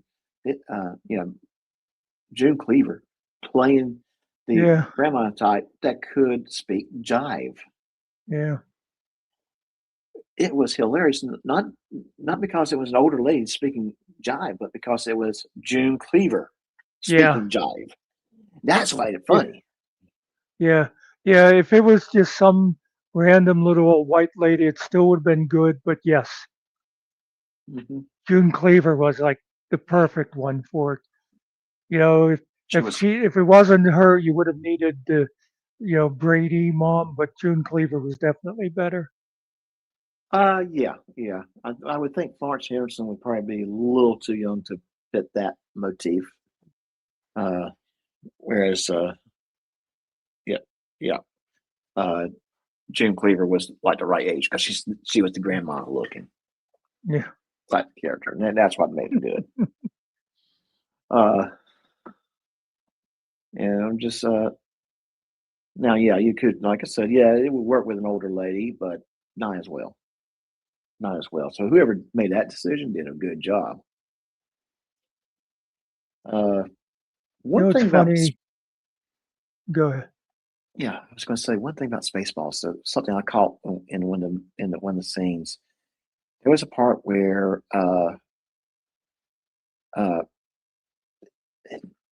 Dark Emmett was trying to, I intentionally went to this machine because I wanted coffee to go watch my radar. And when he said that, everyone knows this. One of the actors in the background kind of did a movement a little bit too soon, like he was getting ready to do the movement where he's protecting his junk. Yeah. And then he made one more line, and then that's when all the extras in the Spaceballs uniforms kind of protected their junk. And that guy messed up, but Mel Brooks never took it out, never edited it. He didn't see it. He probably saw it, but didn't care about taking it out. And I noticed something else, like in Blazing Saddles. You remember that part where Sheriff Bart comes into town? They have welcome sheriff, and suddenly that sign rolls up. You remember that part? Yeah. So if you look very, very carefully, and this is how geeky I am, you can see actually one of the actors taking his hand and doing what it takes for the sign to roll up. And I was sitting there going, you were not meant to see that. You were not meant to see that. But you watch the movie enough times, you start catching these little tiny things. Like, the first couple hundred times I did not see that. before. You know, and maybe Ian's talked about this, the famous cut scene between Bart and oh, what's her name that played the Madeline singer? Kahn. Yeah, Yeah. where they're together and it's dark Yeah. and you're hearing all these like kissing sounds and stuff, and she says, Right. oh, it's true what they say about you people. And he says, Yeah. lady, It's that's my true. It's true. arm. Yeah. Yeah. They cut that part out. I remember reading about that. And Oh, but they then did it was cut. like the thing when Gene Wilder, when he first meets Gene Wilder, and Gene Wilder's talking about the people around there that they're simple people, you know, the salt of the earth. And I forget how he goes, you know, morons. Hmm. And that was a total ad lib. Yeah. But yeah. Or whenever they ran out of the movie set and they were crossing the street, and I remember, oh, what was it? But somebody, a reaction of somebody there on the street, and it was like a real person, and so they just left it in. They weren't part of the movie. But I like that kind of stuff. Yeah. Yeah, but Blazing Saddles was just brilliant. It was a brilliant movie, and it was very, very political motivated. That Yeah, you know, I would not understand today. Because you know, when that movie came out, well, I don't want to say how old I was, but I was very, very young. So I would not understand the politics behind it. And of course, yeah. today when I watch it, you know, the politics behind it, you know, I wasn't part of. Uh, Well, that's you know an odd sort of thing that Blazing Saddles has in common with Young Frankenstein. Whenever you mentioned mhm, earlier, was right, in both cases the production company. I forget he usually worked with Universal, but anyway, in both cases they wanted him to change things. You know, right. they said Blazing Saddles wasn't going to work.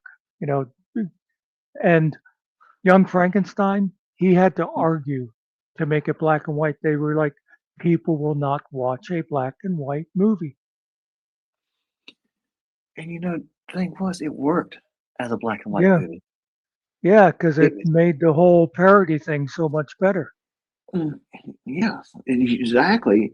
Not just that, it's just like it kind of was the a little bit of a reminder of the black and white horror movies Yeah, from the 1930s. Yeah, yeah, from the that's what I mean. 1930s. He did it in the style of them, so yeah, It just was, yes, it was great. But yeah, I can see how many the producers back then uh, did not want to, uh, well, production companies, excuse me, just did not want to do black and white because I would imagine they wanted to got away from black and white 10, 15 years prior. To, because they were still making black and white movies in the 60s, right? yeah, yeah. Well, yeah, television was pretty much all black and white then, but yeah, the movies that Right. were mostly getting, you know, Technicolor by then, but yeah, they were still black and white movies being made early '60s. Right. You know, one I thought we talked about making them in black and white.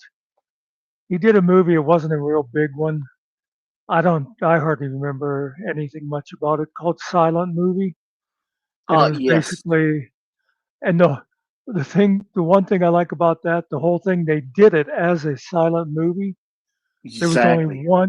one word that was audible. The only word was somebody said no, and it wasn't even like an important line in the movie. It's just like he decided to throw one thing in there that wasn't silent, and it wasn't, you'd think it would have been like a big line or anything. It was like, no. No. Well, if I remember correctly, because I do remember watching that one years and years ago and thought it was funny as I enjoyed it so much. But it was when they actually went to the producer, the production company, and trying to sell the idea that we're making the silent movie. And that's when they said, it was not even the main character. It was the producer that said no, or the production company Oh, said. So, if I remember correctly, now again, it's been years since I've seen the movie. yeah, me It's not too. one. Yeah, it's not one of the ones that's out there very regularly. Might be me having to search for it and then play it one day. But that was a very, very good movie too. I remember enjoying it when I say I watched it many, many years ago. I think the last time I saw it, I was a kid. So, but Yes, yeah. it was good enough for me to remember it.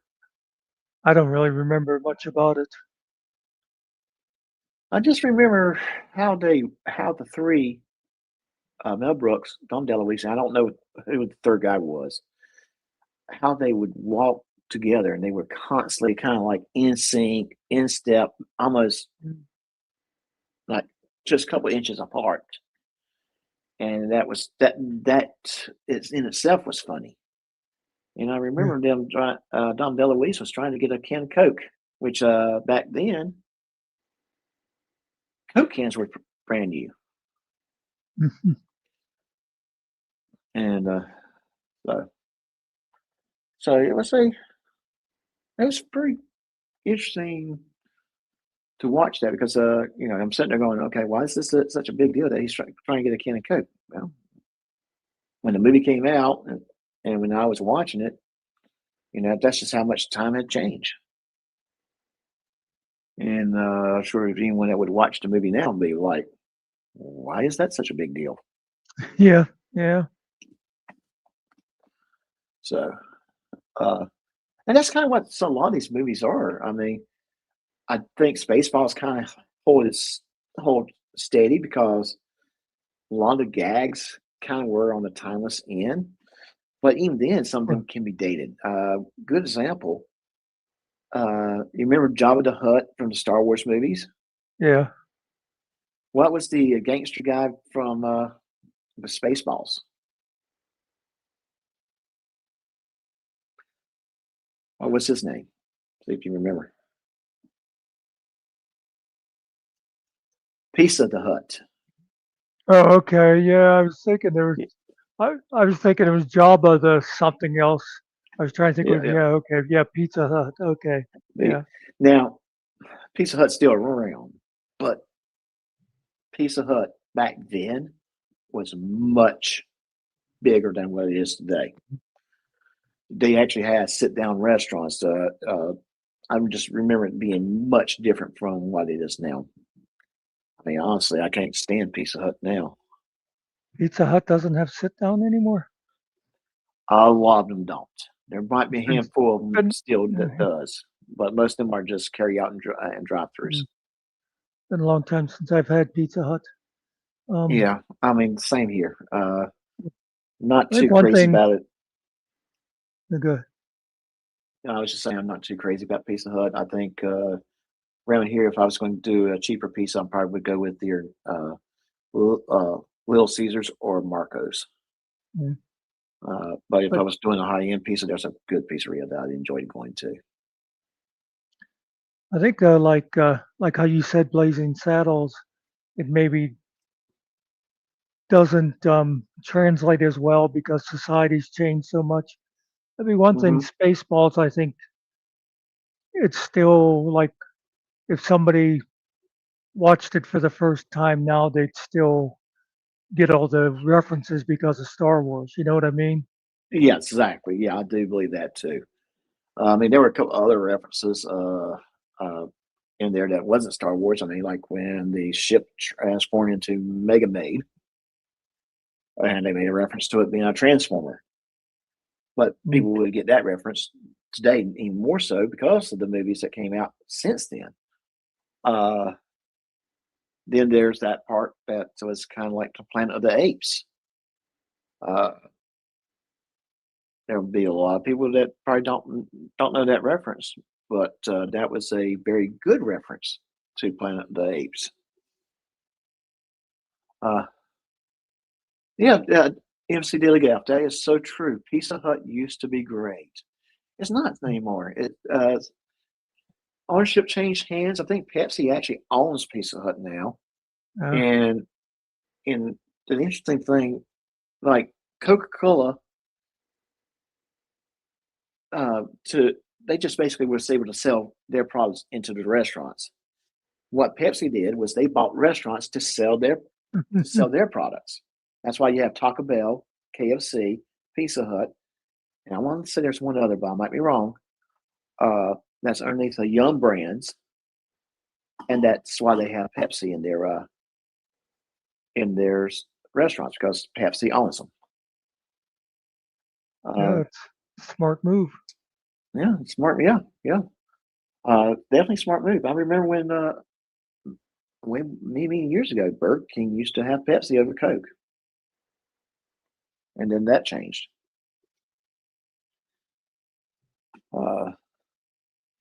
And I remember Hardee's, before Hardee's was bought by the Carl Jr.'s restaurants.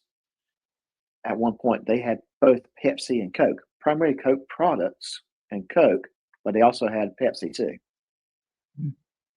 Because there were people that would rather have Pepsi over Coke. Now, honestly, I'll be honest with you, I can't taste the difference. Oh, I can. I could definitely do a blind test between Coke and Pepsi. Okay. Yeah, this is one of those things that I just always thought I can't taste the difference. In fact, I'm a little cheap. I go buy the Sam's Cola. To me, that tastes pretty darn good, and its price points are way cheaper than what you would pay now for a freaking Pepsi or Coke.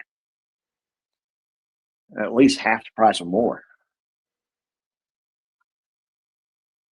Oh, Long John Silver's, thank you. Yeah, okay. I knew there was something else. Taco Bell, Pizza Hut, Long John Silver's, and KFC is also in that mixture. I want to say Arby's too, but I might be wrong. I was going to say KFC, and then I thought maybe I was wrong. Yeah. Yeah. I really want to say KFC is on that list of restaurants owned by Pepsi. Oh, so yeah, like I said, I just can't taste the difference. I really can't. I used to like to go to Pizza Hut for the lunch buffets. Yeah. Well, I think KFC used to have lunch buffets too, but after COVID, that just went away. Yeah. Not a lot of lunch buffets places, and I'm going to go a step further. I just don't care for them anymore. I would just rather not go to a buffet. There's one Chinese buffet here that I went to not too long ago, and I just felt the food was just lacked flavor. Well, one thing, and I love Chinese. I always liked the buffets, and get a little this, a little that. And it was always a great way to introduce people who thought they didn't like Chinese, and you go, well, come to the buffet, and okay, try this, and because they think everything is one type of food. But right. One thing I've noticed, even with restaurants I like, if you go there and just order like a dinner, General Tso's, whatever, right, it usually did taste better than when you went and had it the same thing on the buffet. It was almost like they took more care or something, Right. So Janet points out KFC is no longer part of Yum Brands. Okay. So they were, but they no longer are. Now I'm going to have to do a little research about KFC. KFC around here has been kind of a little disappointing in their operations. But that's kind of one of those things that notice too. Some restaurants, they do really well, but others, not so much. And sometimes it's just flat out local management just don't know what they're doing. Well, back in the old Colonel days, KFC was one of those ones that were very big on making sure everybody was doing things exactly the same way. You Mm-hmm. know, I mean, there's a lot of chains or whatever. There's some of them that basically all they do is they'll sell the product to the restaurants and people do what they want. And then there's, something like McDonald's. McDonald's, they want to make sure that the Big Mac you get in Topeka is going to taste just like the Big Mac you get in Philadelphia, Right. And I hate Big Macs, by the way, but McDonald's. there's a difference. There's a difference, like that with restaurants. And yeah, KFC used to be one of those ones where they they would have people go around and make sure that the food was tasting and made exactly the way they wanted it done. Right. Well, and that's so true too. When no restaurant right now that's if you order a Chick-fil-A sandwich from Chick-fil-A, no matter where you are, you're getting a certain taste, a certain flavor.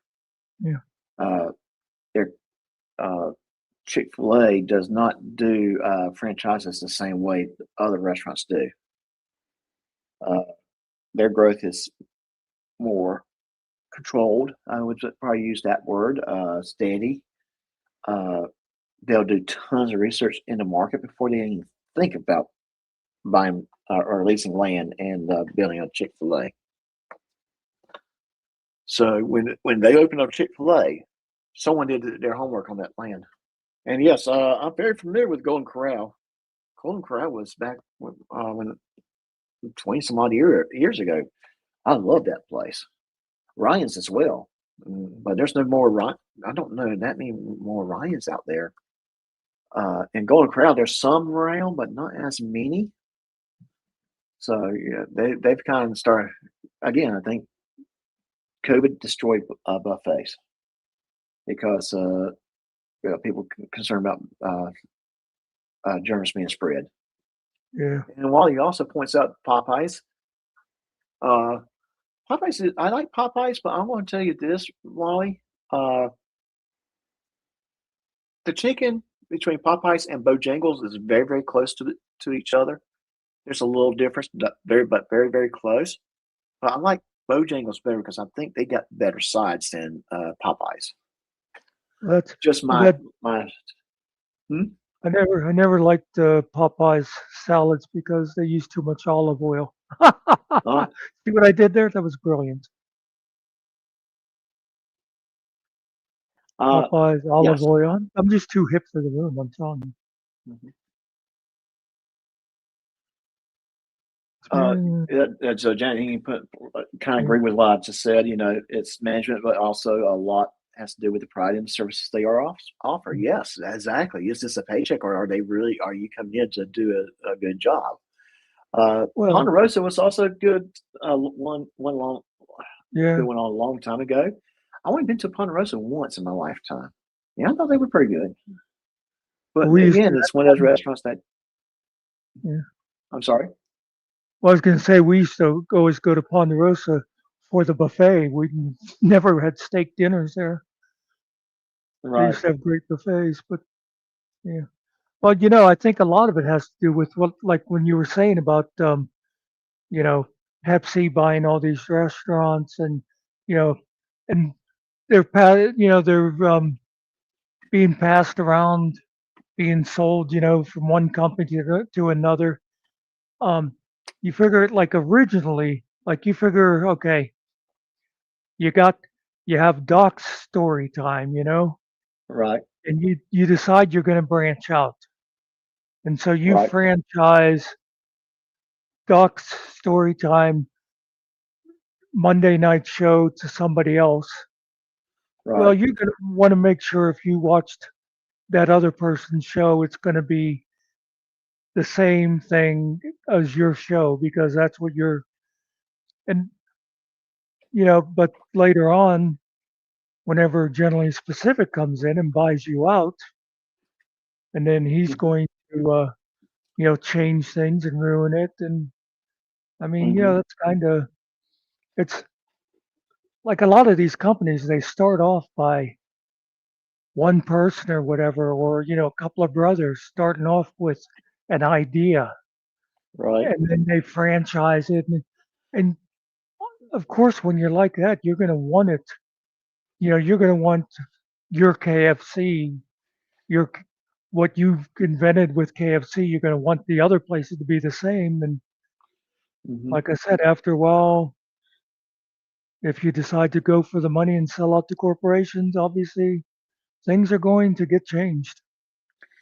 Definitely, definitely. I mean, a good example would be Papa John's when it was still kind of in control by the founder. Yeah. Pizza quality was better. And later, when they kind of ran the founder out, and I know his first name is John, I cannot remember his last name, so I'm not going. But when they ran him out, quality went down, and the pizza's not as good as it used to be. Hmm. Winnie's chili used to be good, but now it's watery. Not familiar with Shakey's Pizza, the best, but they are long gone. I'll tell you, no one that's good. I still see some restaurants around.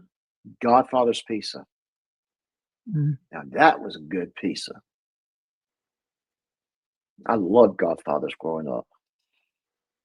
Shakey's Pizza is going strong in the Philippines, along with Kenny's Rogers. Now that's a brand I have not seen in a long time. Kenny Rogers Roasters. Yeah, I forgot In about fact, I him. don't think I've never been to one. So that's interesting. But talk about a restaurant that's doing really good in Philippines. Jollibee fried chicken. It's kind of a combination of fried chicken and Filipino cuisine. And there's some in the United States and Canada, and they're pretty good. Now I've been told the ones in the Philippines is better because apparently the chicken has a little bit more fat to them, so they got a little bit more flavor in the chicken. Right, but people change things a little. Okay, just kind of skimming through my Shakey's in Tokyo, but that's all where I've seen it. All right. So apparently Shakey's is a good pizza. I never. So if I ever get opportunities, yeah, Godfather's went away a little here. Yeah, Godfather's is pretty much gone. There's a few of them here and there. Not a big fan of Sonny's Barbecue because I think the better barbecue places are usually the local places that's owned by one person. They might own 2 or 3 local restaurants, but basically, that's just my opinion. What do you think, Buckster? You ever? I've never actually gone to many barbecue places. I usually just had, barbecue in somebody's backyard. But I will tell you, you're talking about all these different pizzas. The best pizza ever was a place, but it was very limited access. But if you'd ever had a chance to eat it, you'd agree with me. It was a little place called Muxter's Kitchen because those pizzas used to have about, $50 worth of ingredients on one pizza. Oh, yeah, but it's very, very limited, and it's to my understanding there's only one in the United States. So yeah, and the guy's pretty much. You want to go there with invitation only. Yeah, the guy pretty much is semi-retired now and just takes his pizzas out of the freezer. I would tell you though, talking about store-bought pizzas, the ones that I like the most is the Take a Bakes from Aldi. Those are pretty darn good, and I feel like they're a little bit higher quality than the cheaper pizza you might get from Marco's or Domino's or Little Caesars. But my wife's not as crazy about it as I am, though. but I do enjoy them. Well, it is currently, well, it's a little bit after 9 o'clock. I was planning this to be 2 hours. Muxer, thank you for coming up. Did you have a good weekend, by the way? Yeah, pretty much. Yeah. After having an unintentional marathon, whatever night that was. I think I Friday guess I night. missed that one. Was that the one where you all were watching the average female debater or whatever her name was? No, that was just yesterday. Oh God, did you watch any of that? Did you see anybody else I covering it? did. I That was did, hilarious. and it was hilarious because it's like we're seeing the proof. It's kind of like people that have no idea who Todd is. Yep. And they're kind of starting to say the same things we're saying about him. I was just telling them that over on mine. I remember because me and Secret were watching. Yeah. I'd gone. They wanted to talk to me about something else, and then we got on to, hey, Todd's going on this thing. We started watching, and we sat. But the thing I said, I looked at the chat on that channel, and all the blue and green names, which would indicate those are the regulars there. Like you said, those people did not know who Todd was, but they were all saying the same kind of. You see, all these people were like, "This guy's an idiot. What who does he think he is?" And it just was like, and he re-showed the thing today. He somehow thinks he came out of it looking good. Well, you're talking about a guy who believes that every person that walked away from him, that has basically, when he started working with Ryder, said, "Nope, I'm not going to have anything to do with you now." That somehow it's not his doing. No, it's all their faults, not his. It's a conspiracy. Well, that's why with this thing with that average debate lady, he thinks she lured him there and then they ambushed him. That's the way his mind goes. I mean, he actually said, "Oh, an ambush." It's like, no, it's just that you came in here and made a fool of yourself. All I can say is that in my mind, and correct me if I'm wrong on this one, but in my mind, he, in my opinion, based upon what I observed, based upon what things I've read, by no means am I an expert in this field, but you can still say, I believe that something to be true. I do believe that he has a paranoia. Oh, definitely. Yeah, that's beyond anything I've ever seen from anybody else. What goes together with being a narcissist? Right. When you're a big narcissist like that, you think it's always about you. So then obviously the paranoia is going to come right along. You see two people whispering, they must be talking about me. But continue your thought. Yeah. And it's scary when a person that is what the person thinks about when their mind goes to it. Yeah. There was something. Oh gosh, I remember my wife had an employee. I picked up my wife from work and to go to lunch, and my wife made a comment to her about, me and him has to talk about something. Yeah, husband and wife type stuff. I cannot remember what it was. And this person made a comment. Is it about me? She was actually thinking that we were getting ready to have a conversation about her. And I'm sitting there going, wait a second, I don't even know you. And my wife, I mean, if she ever tells me a story about about an employee, she doesn't tell me any names. She just says, "Oh, I had an employee that upset me today," and she'll tell me what happened. Of course, and it's just what you would call pillow talk. Letting out that little frustration. I don't know who might have been the bad employee at that moment. Most of the time, every now and then, I might.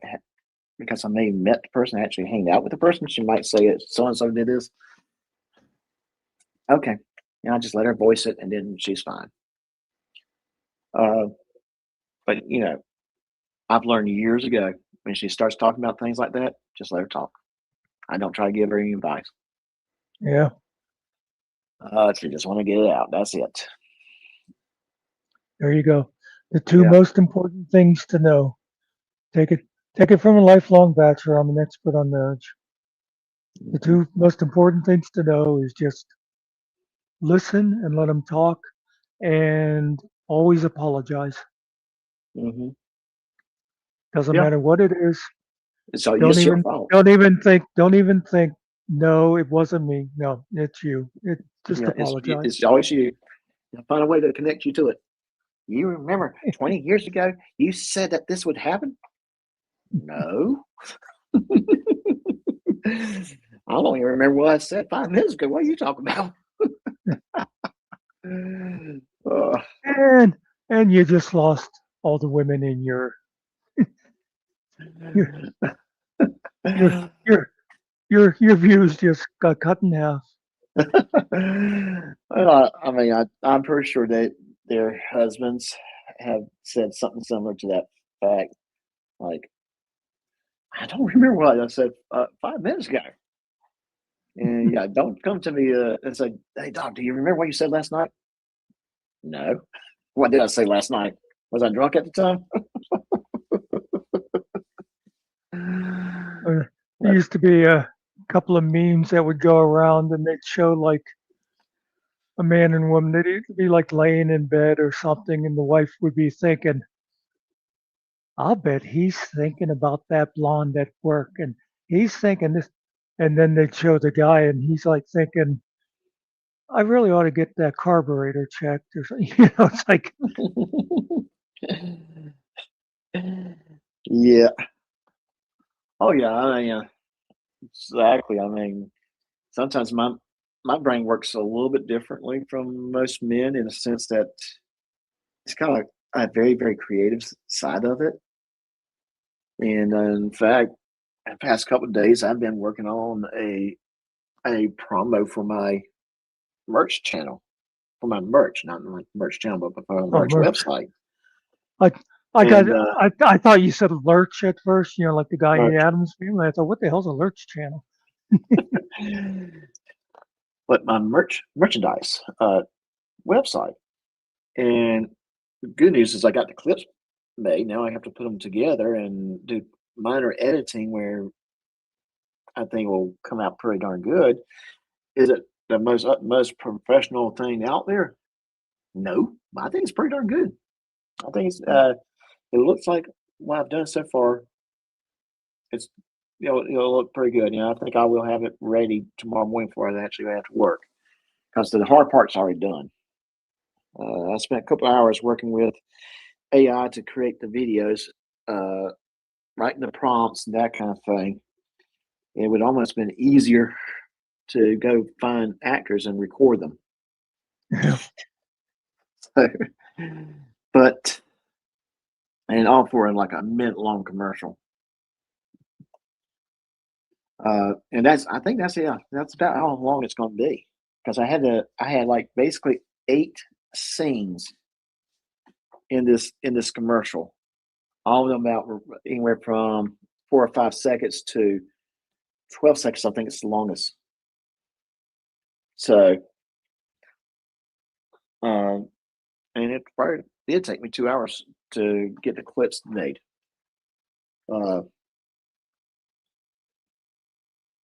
And now I just have to go with my editor, put things in, and get it working right. And I think I think people will enjoy it. I think it's a funny commercial. It's kind of because I make fun of swag a little bit.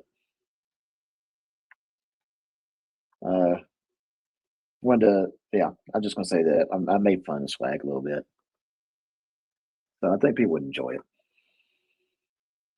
Thank you, MC Gap. It's pretty neat. It's I'm kind of glad that AI is out there now, because I don't have the talent that would take to actually do this stuff by hand. I mean, good example, Monster, is like my music that's associated with this channel. I don't have a musical talent in my bone. Not a bone in my body that's got any musical talent. Uh, so I have to work with AI. And it comes out, yeah, sure. Let me post that merch link again for you. Where is that merch link? Here we go, I think. No, that's not yet. Darn it. Oh, there he is. There it is.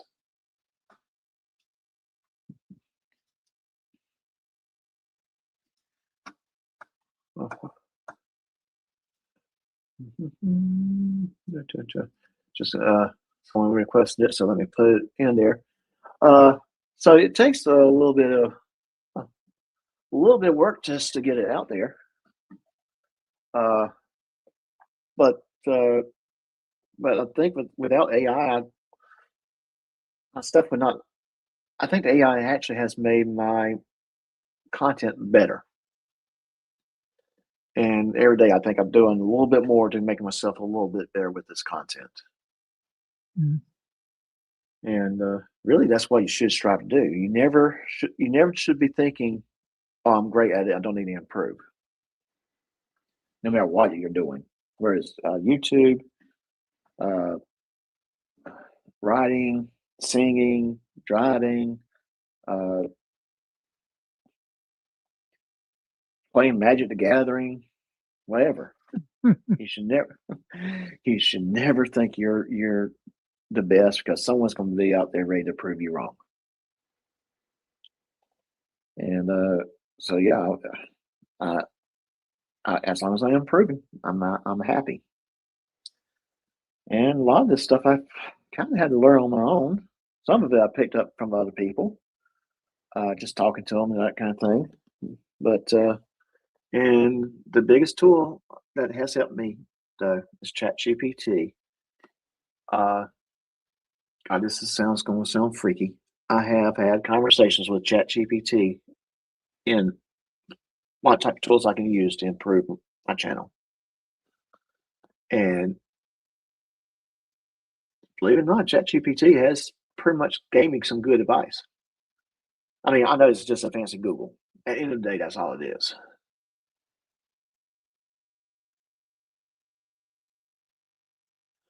Just to have the T-shirts, Janet. But if there's a little demand for the jacket, I'll make a jacket too, for a cookies and milk jacket. And I may actually look into something other than the hoodie jacket, like with the but maybe something else. I have to look see what I got available to me to make the jacket. You have to kind of realize, I know I love to add merch. Someday it might be weeks before I add something new, and biggest reason is time restraint. I work full time during the day, and and in the evenings I do want to spend time with my wife. So that's why I don't stream. Usually I just like to keep my streams at 30 minutes, but since this is like the first episode of Cookies and Milk, I thought, no, I think this is going to be the show that's going to probably run 2 hours on Monday nights. And especially if we keep it the way we want to keep it, and try to keep the drama down. I can't stand people who wants to bring in a fight and something that's nothing more than we're just reminiscing. We're thinking about great movies. We're talking about wrestling. We're talking about whatever, and someone's coming in and wants to start drama. I can't stand it. Come on, guys. If you want to come in and talk about about what we're talking about, great. Maybe if we have that kind of conversation, maybe we can start having the more serious conversations without fighting. Maybe, I don't know, but they have to be better adults than what they are. Just my 2 cents. Buckster, you have anything you want to add on that? I pretty much agree with you. That's what we try to keep our Monday night shows away from the YouTube crap. We might veer into it a little bit, but yeah, we try to make it one night a week where we're not talking about all that stupid stuff. Right. Exactly. And like you say, a lot of times somebody, like, I'm not going to name names, but when some moron from Georgia comes in and wants to ask a question about a lawsuit, he already knows what's going on and he's just doing it to stir up shit. Yeah. It's not like it's an honest question. Hey, what happened? It's like it happened 6 hours ago. I know you know what it was by now. Yeah. Right. And here's the thing about I emailed Russell and told him no more communications from you, and that includes coming into my chat. That includes him in his sock account. I'm now contemplating some things with him because obviously he loves to harass, and if I have to take legal channels to make it happen, I'll take legal channels. Quite frankly, my opinion of him is that he's not at all a good person. He picks fights with people, and then he wants to run and scream and holler when the person says a mean thing back at him. And he has called people's employee. Well, no, let me rephrase that. He emailed a person's employer with a link to an article that he wrote that was very much, well, let's put it this way. Me and him has a similar type of writing in the sense that maybe 10 to 20% of what we're writing is true. But I call mine fiction. He calls his journalism. Yeah. So you get what I'm saying, right? Yep. Yeah. Yes, there's my fiction has some truth in it, but it's fiction. It's not meant to be. Yes, somewhere I got the idea by watching, seeing, or witnessing something, or a combination of things. Can we all all right. Can we all just agree that his shorts suck? He'll do these shorts that he thinks are like really burning somebody. Oh yeah, I'm gonna make a fool of this guy. And if you watch any of them, it's like that was stupid. Yeah.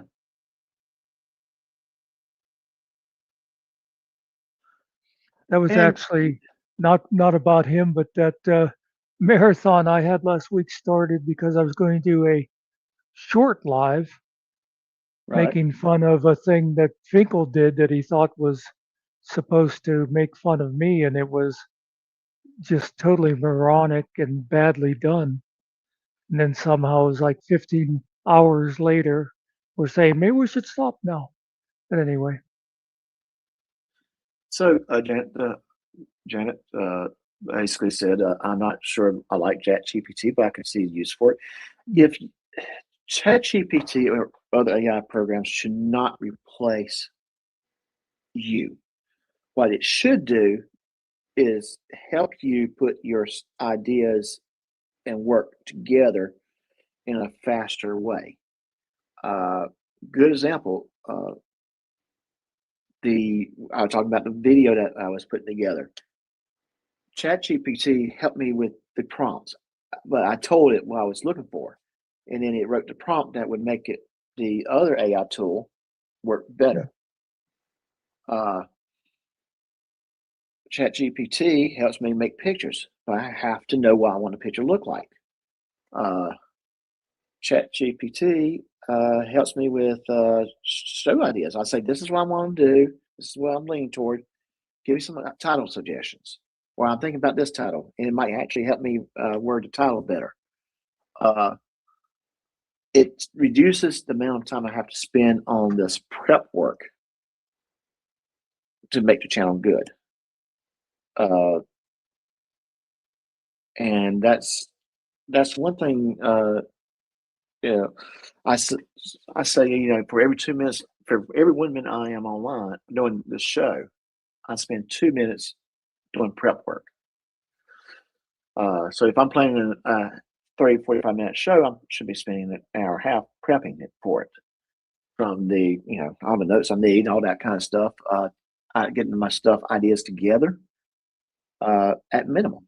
And ChatGPT keeps me at that 2-to-1 ratio, or even better at times, because it's putting all this stuff together for me. Some channels, they just push the live button and they get started. I'm not going to say any names.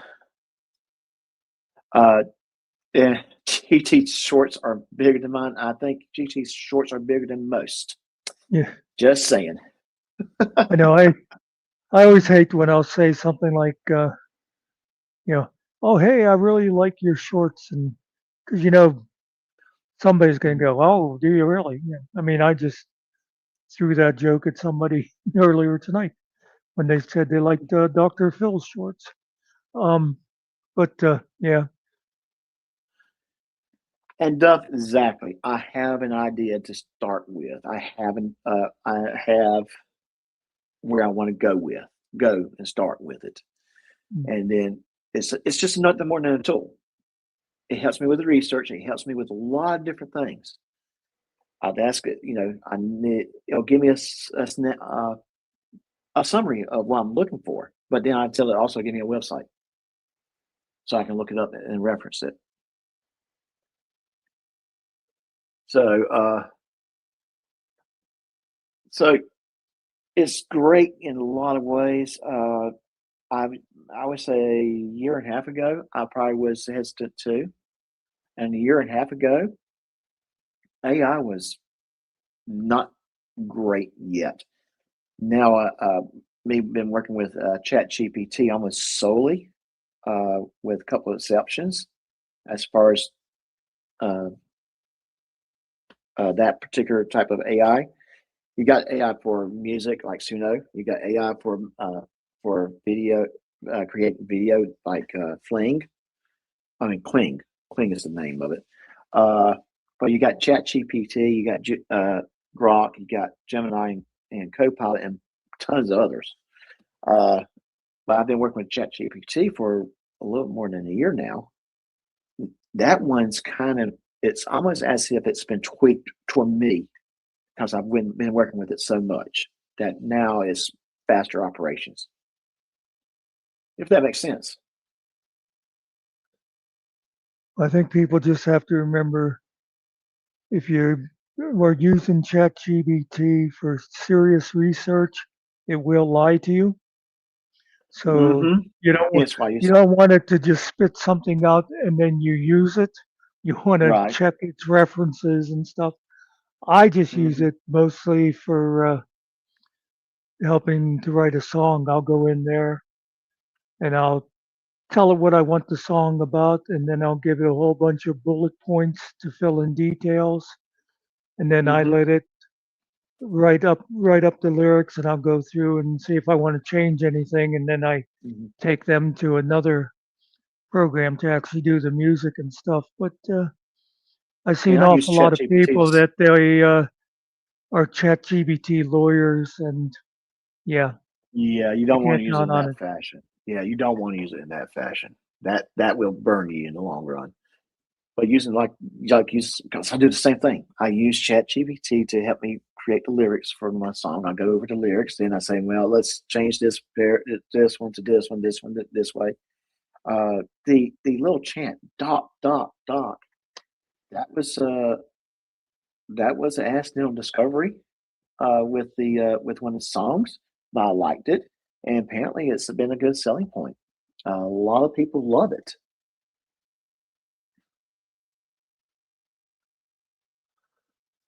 Oh, wait a minute.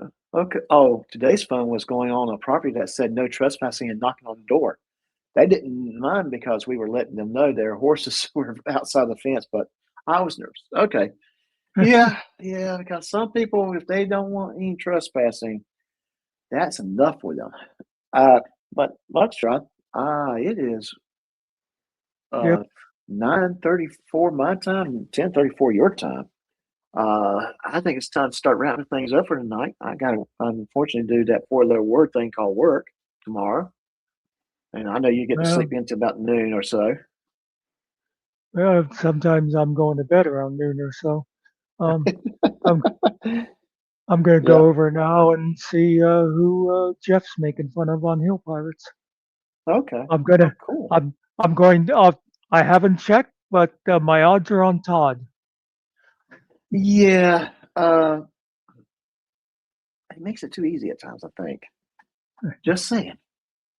Well, I've always said, and I heard who was a dickbag or somebody said the same thing the other day.